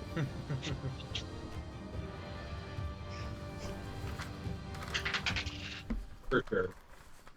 I rolled an 8. Not natural this time, though. Just gonna throw that out there. Yeah. So you ready your crossbow again. You line up your shot to the bugbear. Its back is facing you, so you just put a shot into its lower back where there's no armor. You can see the bugbear twitch for a second before just falling forward, unmoving on the ground.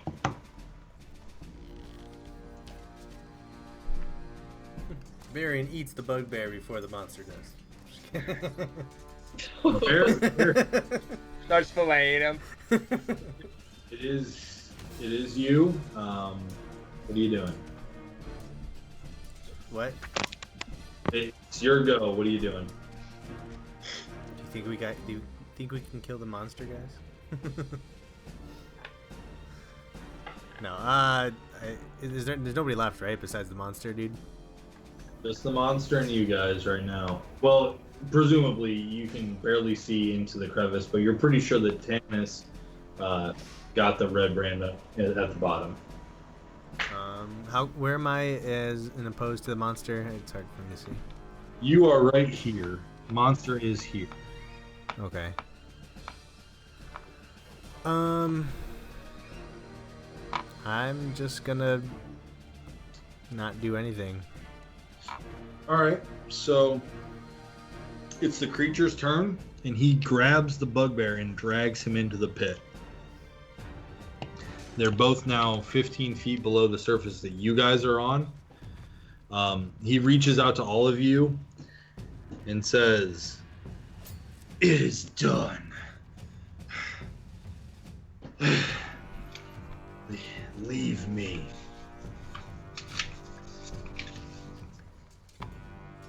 I'm gonna turn back to the area we came from and prestidigitation right on the wall. Something to the effect of turn back, Okay. go to cave. Sure. Do we have to lift Tannis up again, or is she like on her way out? So Lady Tannis is down in the hole, and she notices something. You can't very well see it from up above, but pretty clearly from Lady Tannis's view, there's a 4 foot by 1 by 2 foot treasure chest laying at the bottom of this cavern, and she walks towards it and opens it up.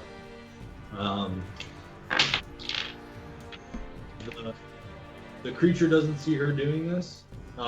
You guys can kind of see her disappear underneath the bridge. She finds some things and she calls out, "Guys, I found a sword!" And you all hear, "Leave it! It's mine!"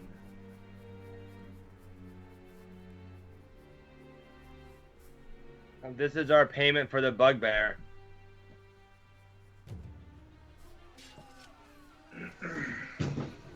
The creature slowly catches its breath and says,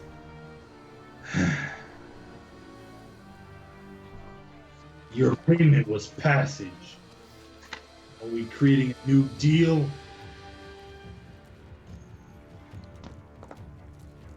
Like, yeah, you can tell you're injured, and there's more of us than you.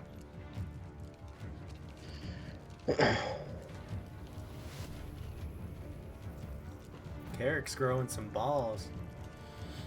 But Dude, the guy mind fucked me. I'm pissed off right now. can any of the rest of us talk to him, Ricky? Or is it...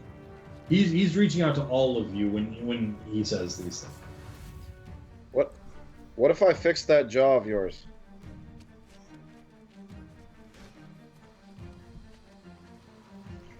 I think you'd probably want to have a little bit less pain in eating this, the rest of this bugbear. "These treasures are mine. I will ask you to leave."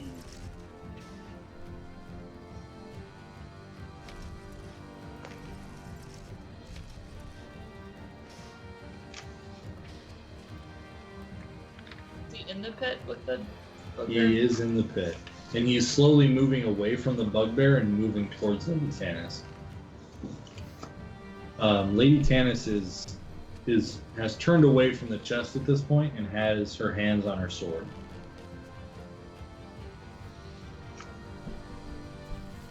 The hole in the wall at the end of the other, what I'm assuming is the other entrance, where we felt the cool air coming in. Mm-hmm. How far is that from me?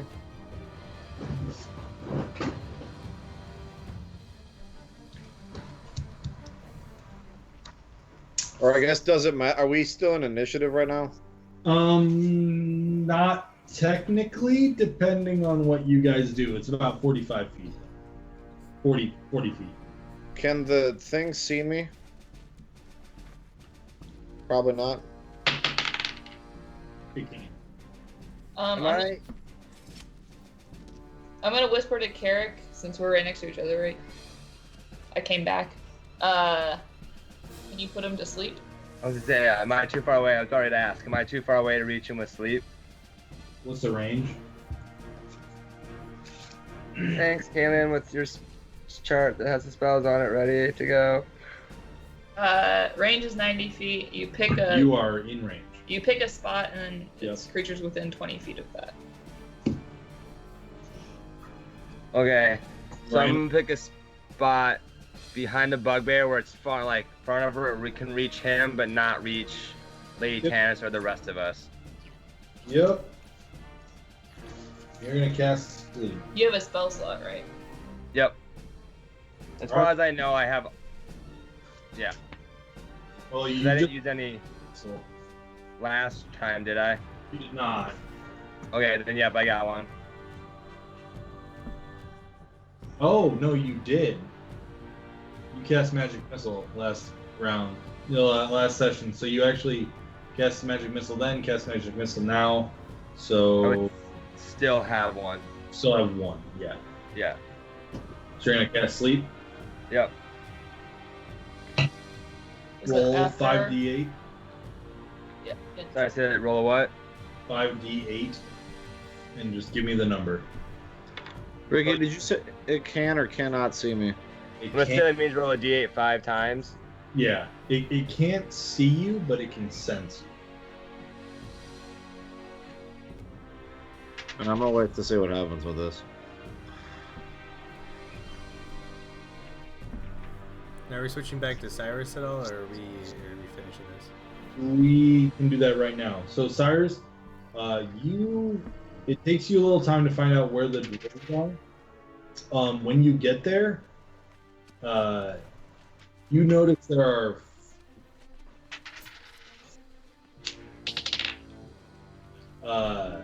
three dead dwarves and two red brands. And the dwarves are kind of collecting themselves, getting themselves ready. But yeah, there's three of them are dead, and there's two dead red brands that you can see, two red cloaked figures. Okay, so I'm going to There's Wait. one dwarf that kind of looks like he might be the leader. You know, he's kind of giving orders, telling people where to go. You kind of get the feeling that he's in charge right now. do I know any of them? You do not. Eric, I rolled a 20. Total was 21. Okay. I haven't met any of them with my knowings of the Miners Exchange, or did I see any of them before when they were in the mob? Like, would they recognize me if I just ran out there? I mean, they've seen, you, coming back from the manor, but you're not sure that they would recognize you as, necessarily a friend right away. Okay, I'm gonna come out not too sneakily because I don't want them to think I'm an enemy, and just kind of hold my hands up, and as I'm walking up towards them, and just say, I'm a friend. I just came here from Darren. The lead one looks at you and he says, "Oh, who the hell are you? Friend of Darren's, who are you?" I was with the party that came out of the manor earlier. That's a shitty red cloak you're wearing, don't you think? Alright, listen. There's two of them came out already. We think there's more coming. Be ready. I'm gonna go up to the two that they killed and see if I recognize them. Roll an investigation check.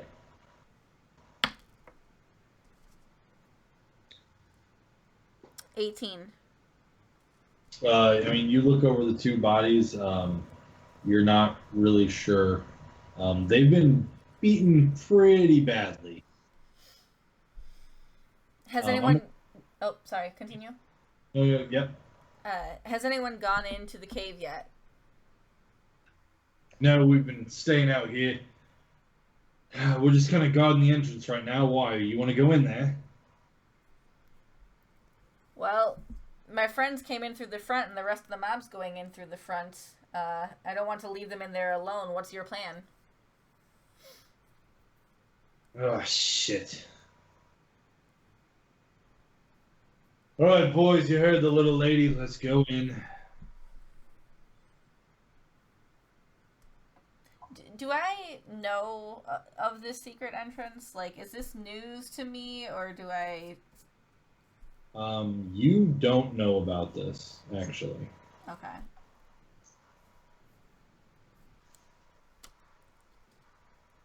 Uh,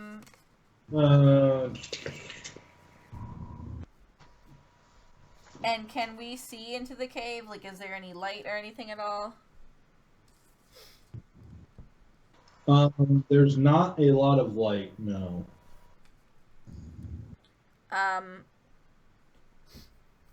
Is there a way for me to make a torch out of... I mean, you have a lantern. Okay, see, I don't know that I have these things. Says hooded lantern. 2 flasks of oil. It's in the middle of the bottom of your character sheet. I think you use both flasks of oil and the. I used the oil. Yeah, I used the oil and... What was that, Eric? I saw your lips moving. I didn't hear any noise. You use one of them. I used one of those? So, yeah, so you have one.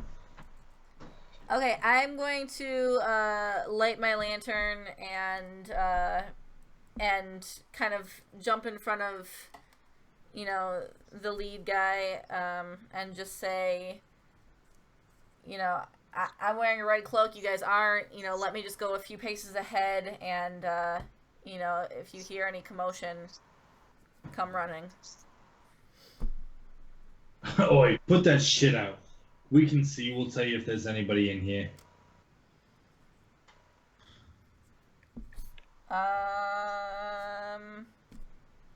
Okay. I'm gonna kind of give an embarrassed look and turn out my lantern. All right, so he and 2 surly dwarves kind of move in front of you, put you behind, and then 2 more kind of file in behind them and kind of keep you away from the walls and keep you moving forward with the group. You guys are moving at a decent pace. I'm going to jump back real quick. Carrick, after you cast sleep, you notice the creature sort of get sluggish, and you hear it in your mind. He says, "Oh, you son of," and then he just falls asleep. Okay, guys, we gotta hurry. Yep. Grab the I don't know sword, how long Dennis. it'll last. Let's go. We're gonna go. We gotta go now. See Lady Tanis just scooping up handfuls of coin, other treasures, and just throwing them into her sack as fast as she can.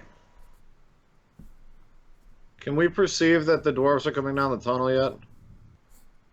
No. Can we They're not throw far. another satchel down? Is she strong enough to toss it up to us, like a satchel up to us? Are you trying to get stuff from her? Well, if she throws one up, or if we, oh, I guess we can throw one down. I mean, Like, how much can she carry out with her quickly? Like, is there a limit? she's loaded everything up that she has.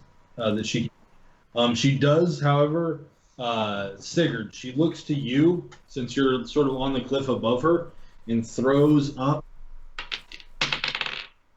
Can I just have you roll a dexterity check real quick?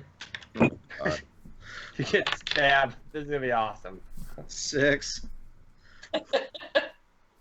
All right, you don't catch it, but she Check does the nuts. a sword up to you. It doesn't cut you or anything, but it does fall at your feet. And what you notice is a beautiful long sword. at your feet, that she threw up to you. It does have a scabbard on it, so it would have been pretty hard to cut yourself, but you didn't catch it. I'll pick it up, and as I do so, I'd like to touch the warhammer that's on my waist and cast light, red. Red? Okay. So you notice just quickly, this is a blade of very fine quality. The scabbard, while being mostly leather, does have silver running down and kind of filigreed into it. The hilt is two outstretched wings, and then the handle, and then there's a large, looks like a bird of prey talon at the end. So it's a pair of outstretched wings with. So the bird is like this with the head, and then towards the tail, and then there's just a large talon at the bottom. Can I don't know. See, do I have any way to figure out if I know? Roll a. It seems unique. Roll a history check. So, guys, you don't have a whole lot of time here. That's still a 7. So you look at the blade, you notice it is beautifully crafted and old, yet keeping all of its, sharpness and everything. But other than that, you know nothing about it.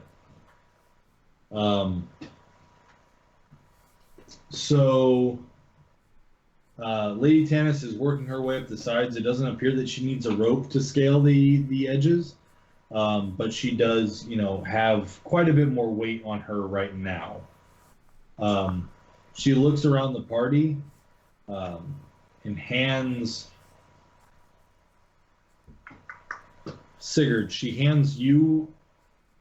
She's about to hand you something in a small glass vial, but kind of shakes her head, turns to Carrick, and gives you a red liquid in a glass vial with silvery shards in it. You believe it to be a potion of healing. Red liquid, silvery shards. Yep. All right. What are you guys doing? Let's skedaddle. Yep, move towards the exit. All right, so you guys run down the exit. I'm just gonna pick all you guys up. I think that's called flying, not running. Well, listen.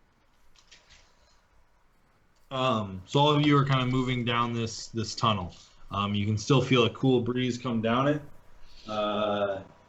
Cyrus, as you and your dwarf buddies are moving down this area, you see a light coming down the tunnel towards you, and you can kind of hear a shuffling of feet as they're moving out.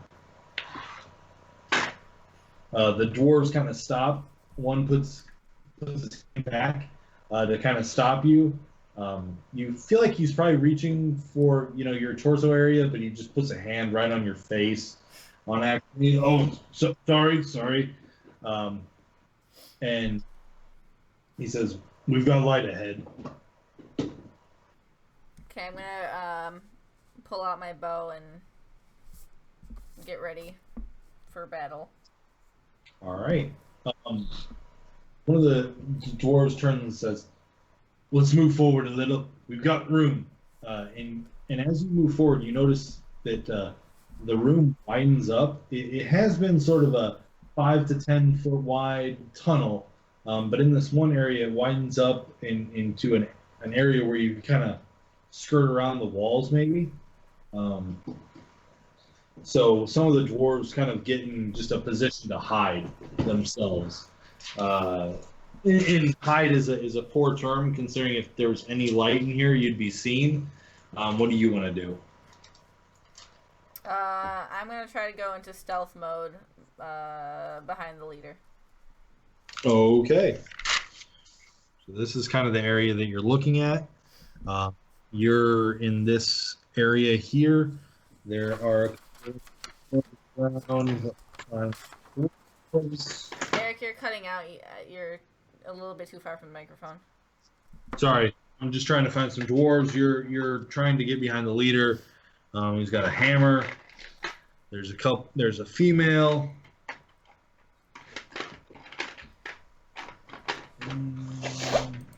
I've got more somewhere. Anyway, there's a few more dwarves.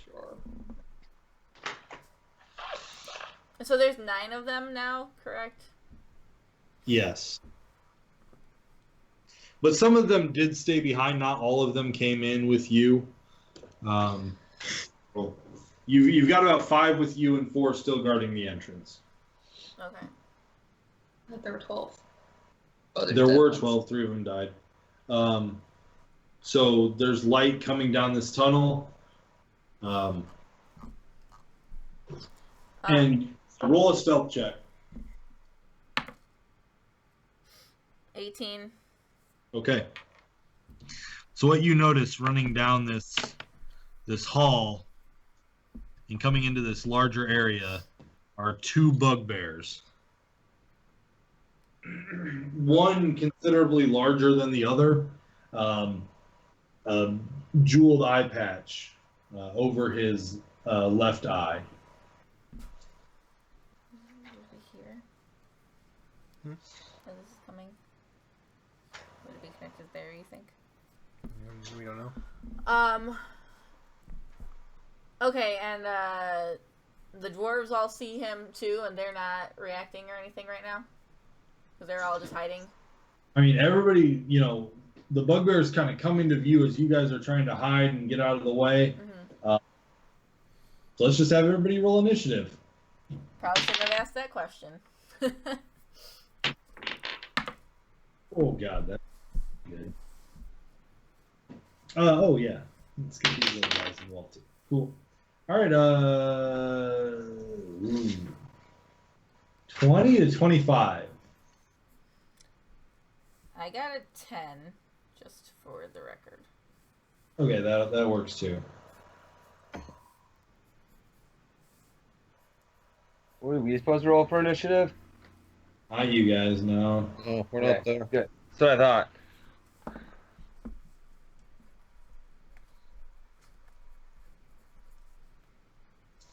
All right. I see us in the corner. So the bugbears are first. They kind of rush in, surprised to see you guys. And this one, the larger of the 2, runs forward to the first dwarf it can see. Morning Star raised, and brings it down at the dwarf.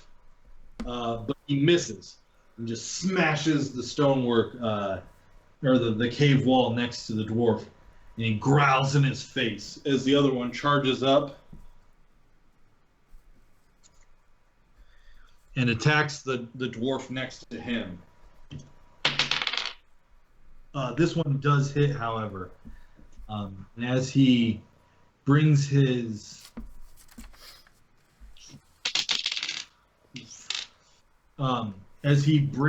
Morning Star swinging up from the ground and into the dwarf's torso, you hear as the rib cage of this dwarf cracks, and the dwarf, stunned, falls over backwards, dead.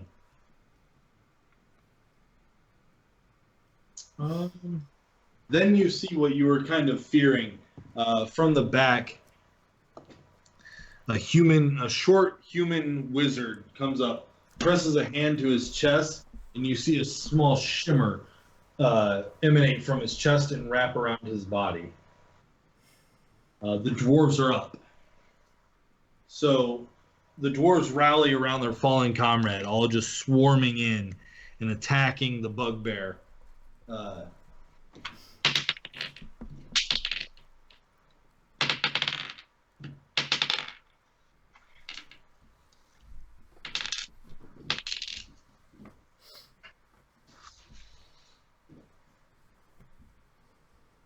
right, give me 1 second here, guys.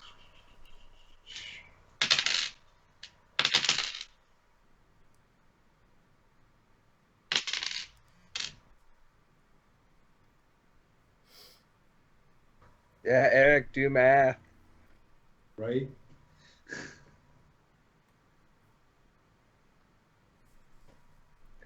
I think you're supposed to start with natural rolls and then just add whatever you got to that. You're right. Natural 8. That's what I should go with. Yeah. Um,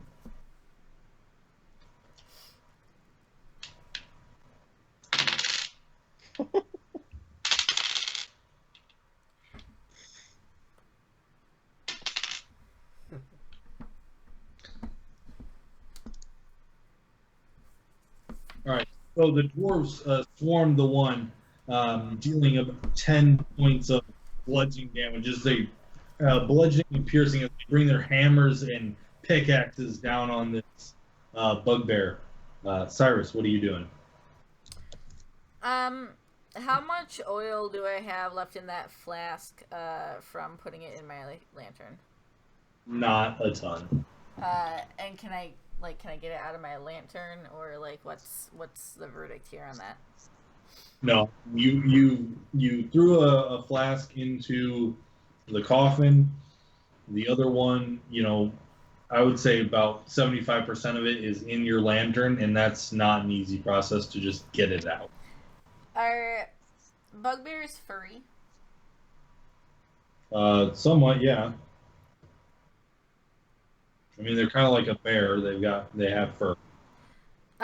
Would it be an action to take the little bit of oil left in my flask and light an arrow on fire to? I mean, you have nothing on an arrow to light on fire. I'm saying to put the last little bit of oil in my flask onto it. I mean, it wouldn't burn really long enough. Okay. Well, and I saw Glassstaff. What it looked like he was like armoring himself. Is that? Yeah. It's kind of what you saw him do when you first encountered him. And can I see his staff clearly? It is glowing, the usual glow that it has. Okay.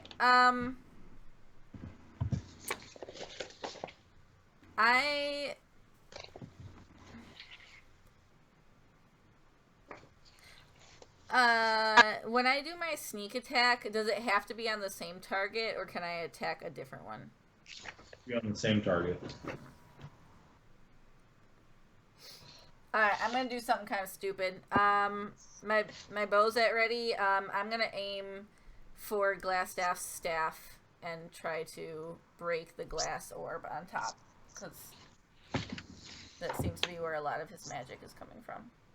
Make an attack roll with disadvantage, because you are trying to aim at a very specific part.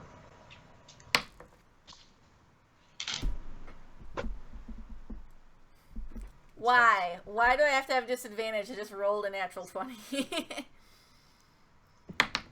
Advantage on sneak attack. She doesn't. 19. Well, give me a second. Yeah, so I guess you were still stealth, so you have disadvantage on the attack, but you have advantage because you were stealth. So I'm going to give you a flat, so you'll take your initial roll, which is a nat 20. So roll for damage, double the damage roll. Double the damage because of the sneak attack, right? Yep. Okay. Oh, wait, because of the nat 20? So then do I triple because of the sneak attack? No, your sneak attack is... Sneak attack negates the disadvantage for aiming at the small object. Right. So the disadvantage and advantage cancel each other out, and your first roll is a 20. So you're doubling based on a crit. And you deal an additional d6 damage with your sneak attack. So that part will also be doubled. So, you get your 1d6 plus another d6 doubled, or roll it twice, and then plus 3 piercing damage. Okay.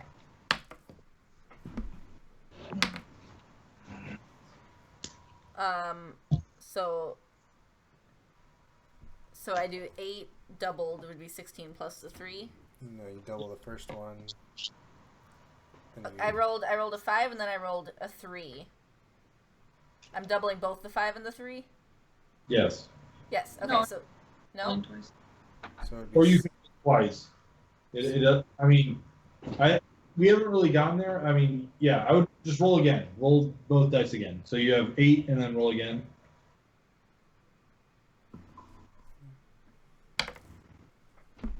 Two. And another 2. Okay, so yeah, you do 12 plus 3 for 15. So your arrow strikes the orb, and it flickers for a second and then shines bright again. Well, that's annoying. So now it's the bugbear's turn. So the bugbear is going to swing at the lead bugbear is going to swing at the first dwarf that he swung at, and miss him again. Just this swinging a downward strike as the dwarf jumps out of the way. The second bugbear is also going to turn his attention to that same dwarf and also miss. Just swing wildly and miss him. Now the dwarves are still swarming. At this point, Laststaff puts his hand over the orb and pulls 3 long tendrils out of it and throws 3 magic missile shots in the dwarves. One at the dwarf that the bugbears can't kill, and 2 at you, Cyrus. Now he's aware of you. Aren't I still behind the one dwarf, though? Not enough that he can't get to you. So you're going to take 6 points of damage, and the other dwarf is going to fall dead from the magic missile piercing him in the head. The other 2 just kind of graze off. The dwarves still swarm and swing their pickaxes. That's really good. That's good. That will miss.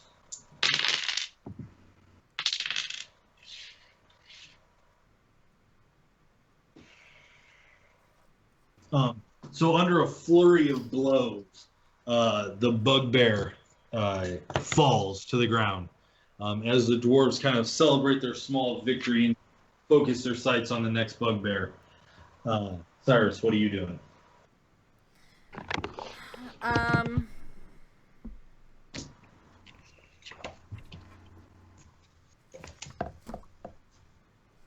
I guess I'm gonna address Glassstaff.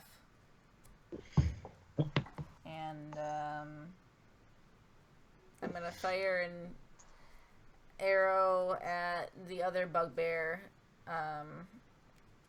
as I just yell out to Glassstaff, just, like, remember, you need me alive. Okay, roll your attack.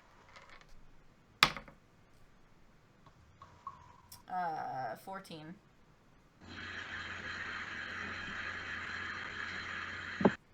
Uh, 14 misses. You fire the arrow, but as it comes close to striking his shoulder, striking him, it just catches hide armor and doesn't pierce. It's at this point that 2 of our quicker characters, Carrick and Kalen, come bounding up the tunnel. You guys are probably 30 feet away, closely followed by Varian and Tanis, and the short, stubby one behind them. So you guys need to roll initiative.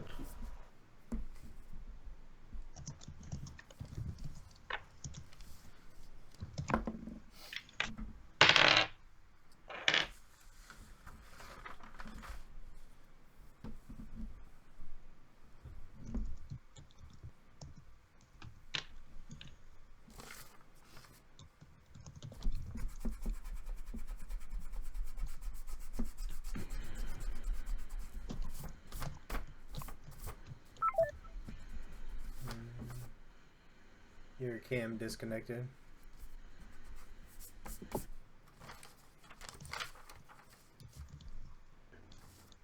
Steve, I'm really sad I forgot to have us do our power thing when we first did our sneak attack through our minds.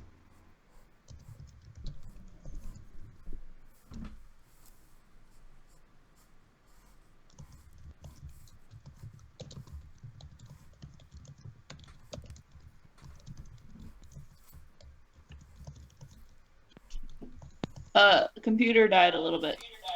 Oh, turn yours off. That was horrible. Well, turn yours off. My phone will get it better. Why? The sound. My phone. Whatever. Right. Can you guys hear me? Yeah. Okay. So turn yours way up. It's all the way up.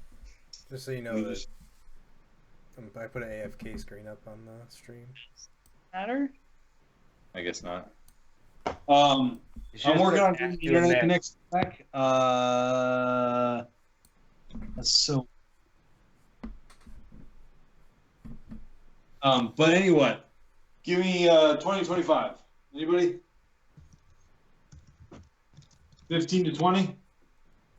18.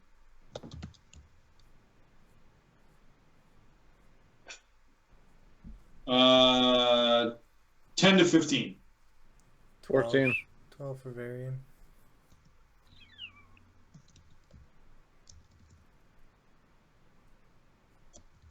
All right. 5 to 10. Yeah, I got a 5.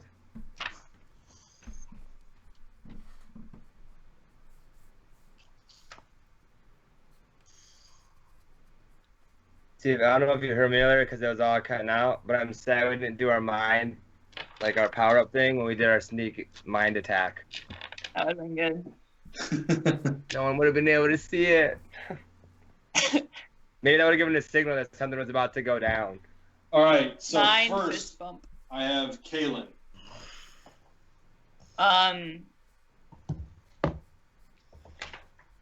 Didn't give me a whole lot of time. That's here. good. She can still see the board. That's true. Although it doesn't really matter. I mean, there's like 2 people out there. Kill them. I am going to shoot my light crossbow into Glassstaff's back. Okay. Going to attempt Sure. and fail. 10.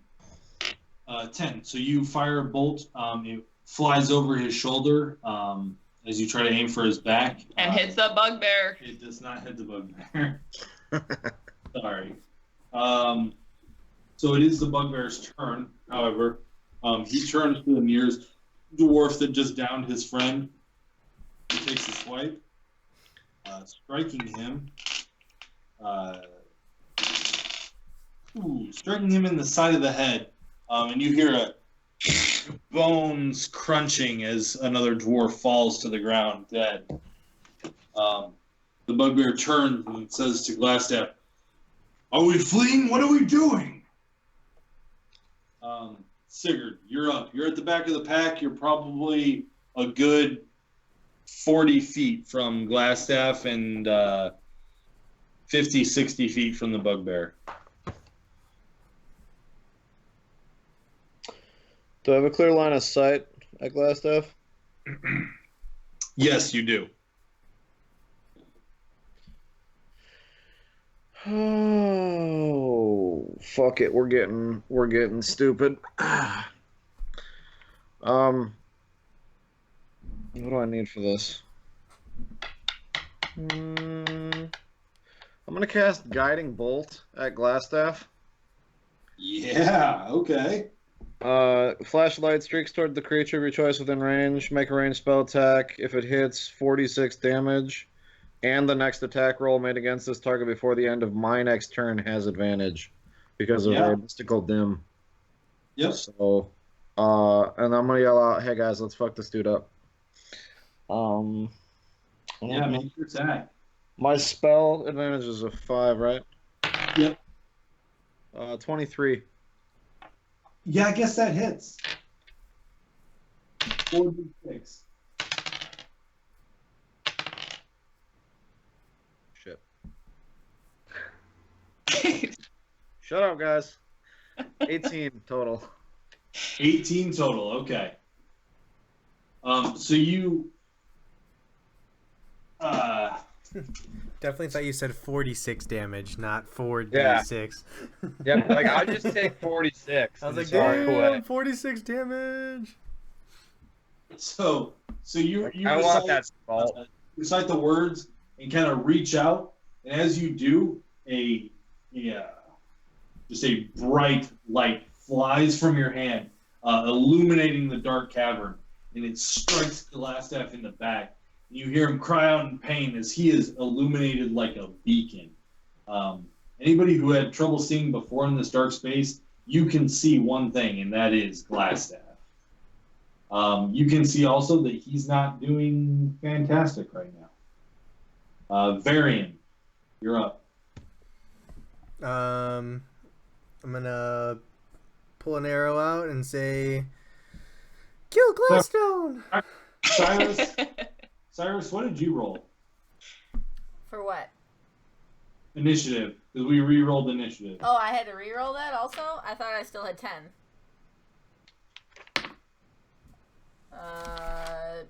13. Varian, what did you roll? I don't remember. You were above I 15. don't remember. Maybe it was 15. I know you were at least 15 to 20.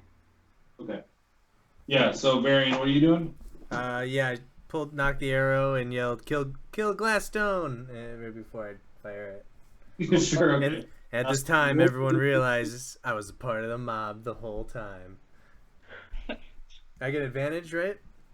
Yeah. Good. I'm glad I have advantage. Whew. Okay. I might have killed freaking Carrick again if I didn't have advantage. Never stand in front of you again. 25. 25. Okay. That does hit. Roll 4 damage, but also, how do you want to do this? Oh my god. And I just critted the damage roll. You know where it has to happen. Wait, does Carrick have any like sort of hard objects on his body?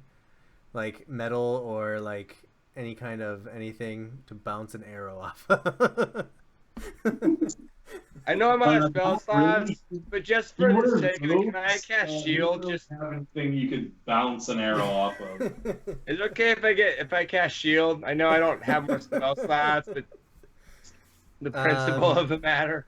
I mean, I'm gonna do as Varian does, so just pull the arrow back and just with pinpoint accuracy, just let it fly through the air and just right through the back of his neck, and it's just gonna stop halfway through, so half the arrow is poking out the front, half is coming out the back. Yeah. So your arrow strikes true right in between 2 bones of the spine, pokes out just a little bit, gets caught as it goes through, and you can see Glastaff reach up, grab his neck, and then just fall to the ground. Dibs on his staff orb thing. Cyrus. Not if I get there first. Not too soon. Mage My hands. bonus action, You know I'm gonna mine's go faster. run and loot the body. My mage hands faster. You've proven this. See, that's what you're gonna do. Does you I right? heard. The prestidigitation. Prestidigitation. There's a spider. Suck it. Said it right. The other bugbear is still up, right? Oh, very much so. Yes. Okay, yeah, I'm going to fire another arrow at him. All right. Is that the one with the jewel? Yes, it is the one with the eye patch.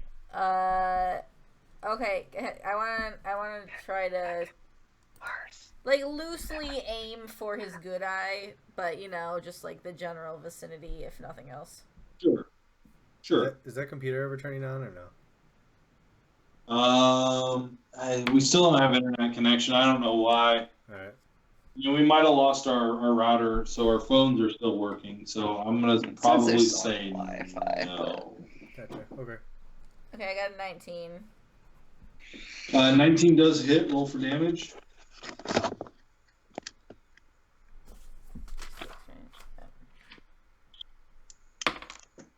Oh, great. 5. 5. Okay.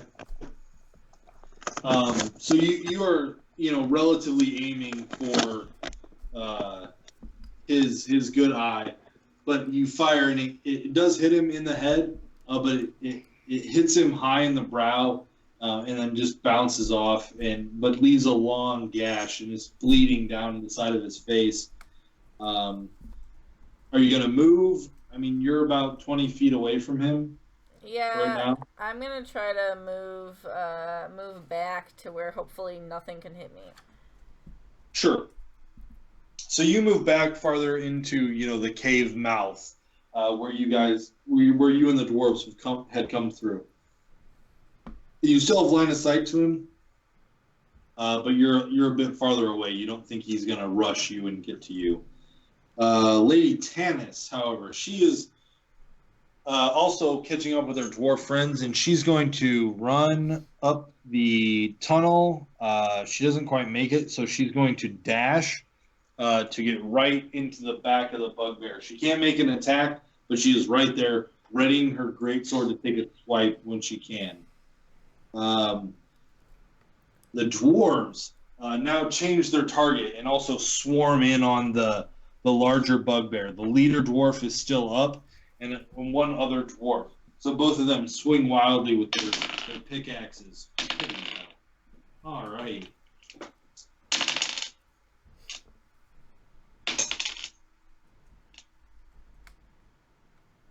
I try to guess what's gonna happen based on your facial expressions.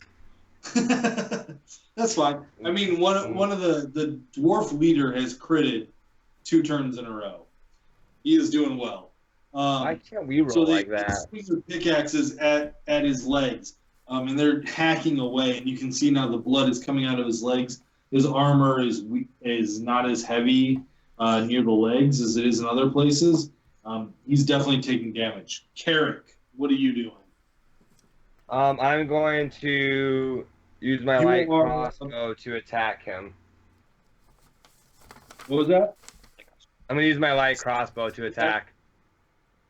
Roll your attack. That's some hairy wrists, Eric.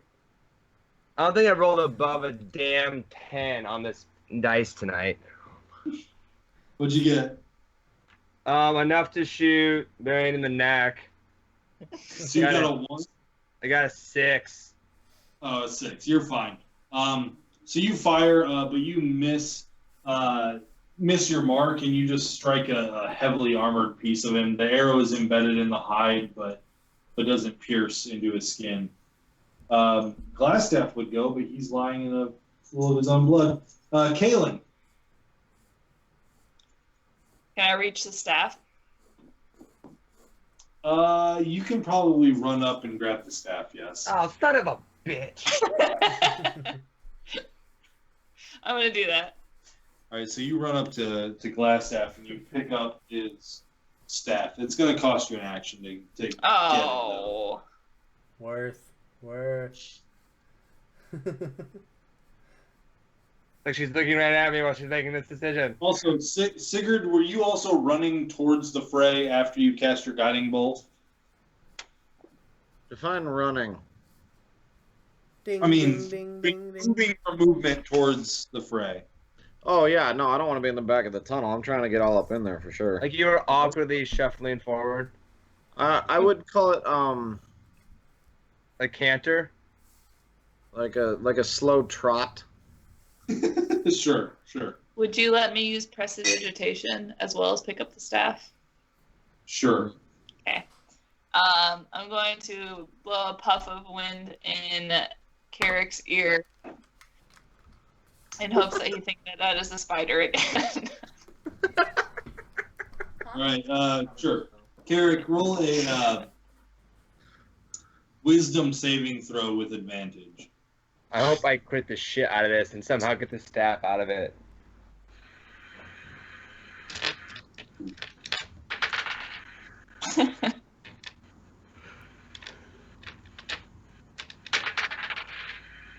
Ah, 22. Oh. Yeah, you feel the wind and you're just glaring at your sister right now. You are not happy. Been mind screwed once today already. It won't happen again. So now the bugbear turns to the dwarf leader with the pickaxe who's been chipping away at him. And he swings wildly at him. The dwarf leader, though, is fast. He hits the dirt as the Morningstar swings right over him. He pops back up, ready to make an attack. Sigurd, what do you got? You are 20 feet from the bugbear. He's facing the opposite direction. He is.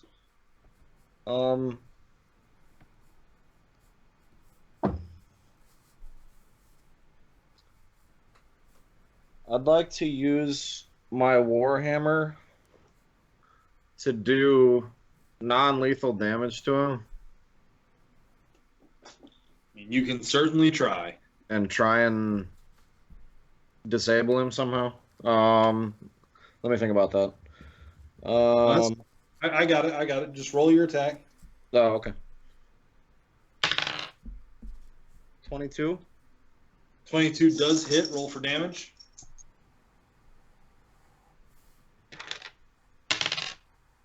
7 bludgeoning. All right. So you run up to incapacitate him, and you strike out at the side of his knee, and your warhammer smacks his knee, and you can see it buckle for a second, and he roars and rights himself. You get the feeling that he's got a little too much health to bring him to non-lethal damage right now. Varian, you are up. I'm gonna shoot an arrow with the bugbear. All right. I don't think I realized he was trying to do non-lethal damage, so I'm just gonna shoot Sure, an arrow. sure. Yep. 14.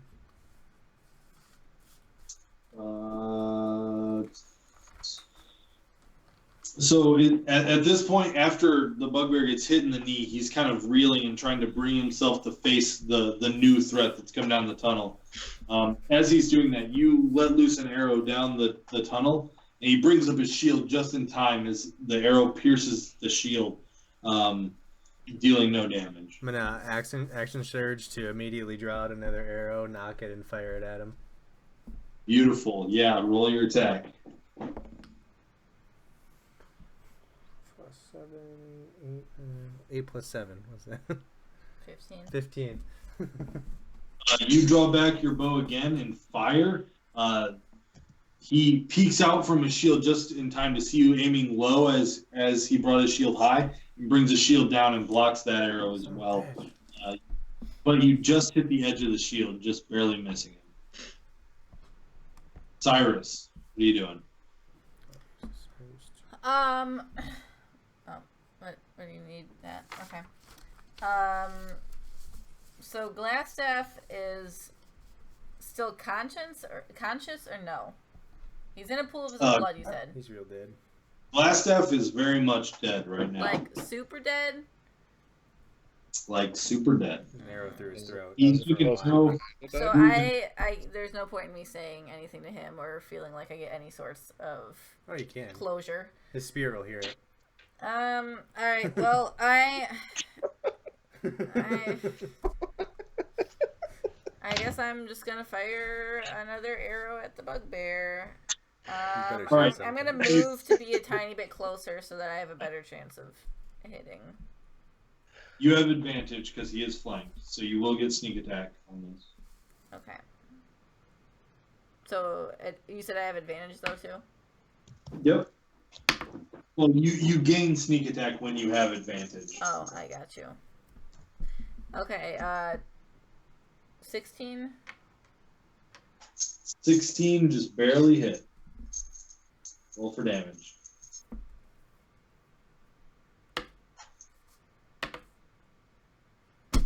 God. 7. 7, yeah. So you fire an arrow and it hits him in the center of his back, where there is no armor. He lets out just a as he falls forward. Sigurd and Tanis barely have time to get out of the way as he falls face forward into the stone floor. Can I use my cunning action to run up and grab his eye patch? Sure. Just as kind of like a fuck you. Maybe a little like kick to the face on the way also. I don't know, Yeah, sure. You have his eye patch. All right. It is an eye patch that is mostly cloth, but there is a metal portion to it, and the metal portion is studded with various small gemstones.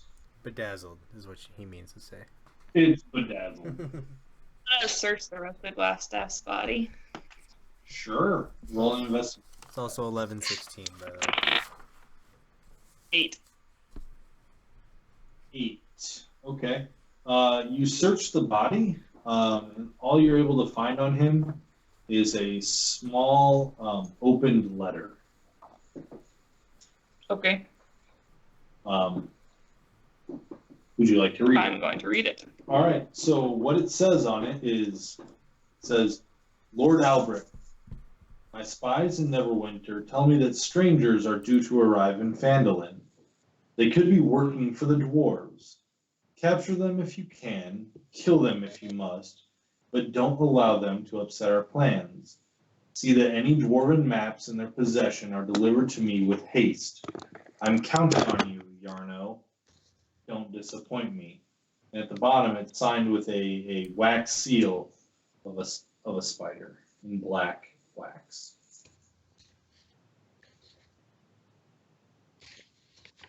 I'm gonna keep it. Go ahead. So did you read this out loud, or was that just to I yourself? did not, but I will share it with you later. Okay. I'm sure. But no, you do not know this now. Okay.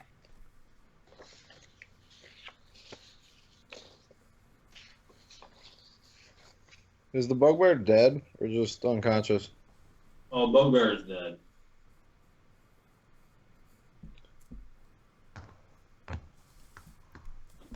They told us to keep it alive, Sigurd.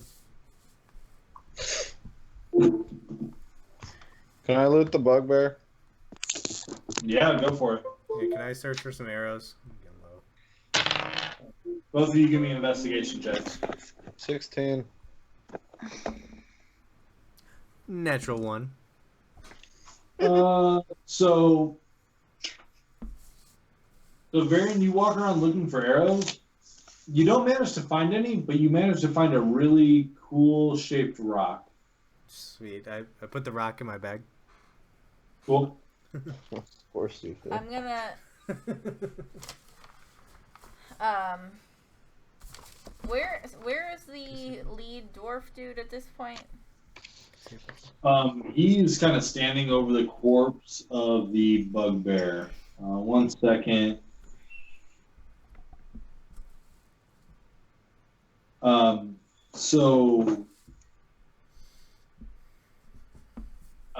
Sigurd, what you find is a pouch that has 45 silver pieces in it, and also you find a small iron key.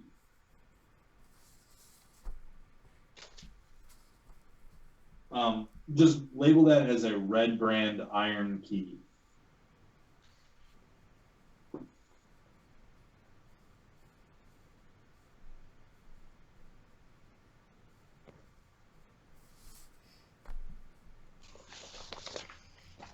Okay.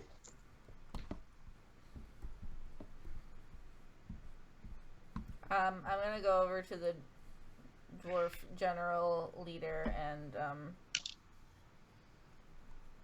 and kind of thank him for helping us, and also just kind of give him like condolences for his fallen comrades without actually saying it. I Yeah. guess. He gives you a nod, and he and his other fellow dwarf who are still standing kind of go over to their two fallen, or their three fallen comrades, and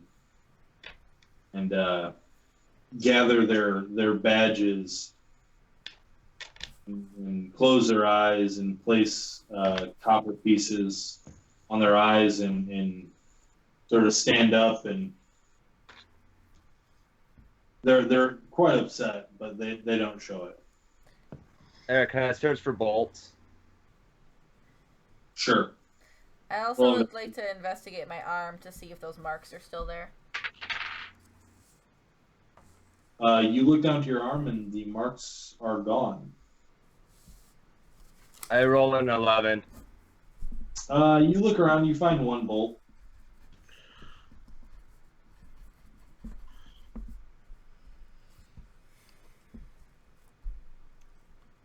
I'm gonna go over by where Glassstaff is, and I'm just gonna sit down in front of him and just kind of stare at his dead corpse. While she's doing that, I'm just gonna go get the staff and kind of be like, "You do you," and just kind of walk away with it. I thought The he staff- has a staff.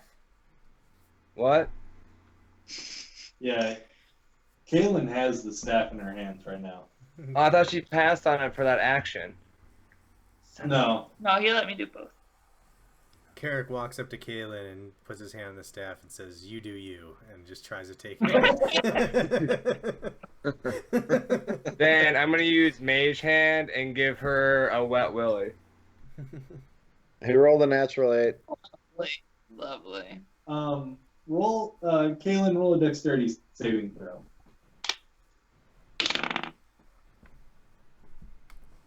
Oh, 11. Yeah, you get a wet willy from a mage hand. Yeah, get wrecked. I deserve it. How does it feel to be 50 years slower? How does it feel to not have a staff?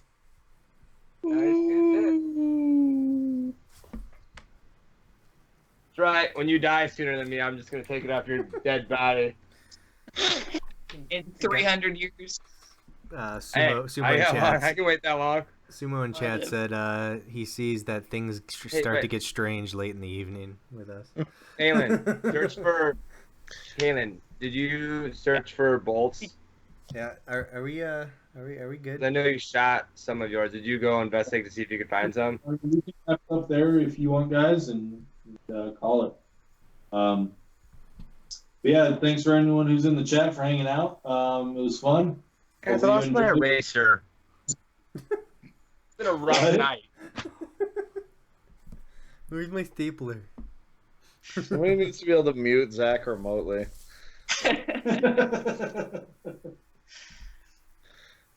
Anyway, guys, if you want, come check us out on Starting Equipment on Facebook or at Starting Equip on Twitter. You follow those or this channel on Twitch. You can get an idea of when we're going live. Usually we like to play on Monday nights around 7 o'clock Central. We've had a couple weird weeks where we've been playing on Tuesday, but we'll be back on schedule next week. Anybody else got anything to say before we head out? Merry Christmas. Happy Happy Hanukkah. Happy My birthday! fireworks in Iowa now. Get Happy pumped. birthday to anyone's birthday it is out there. Have a good night. Just me. Natural 8. Naturally.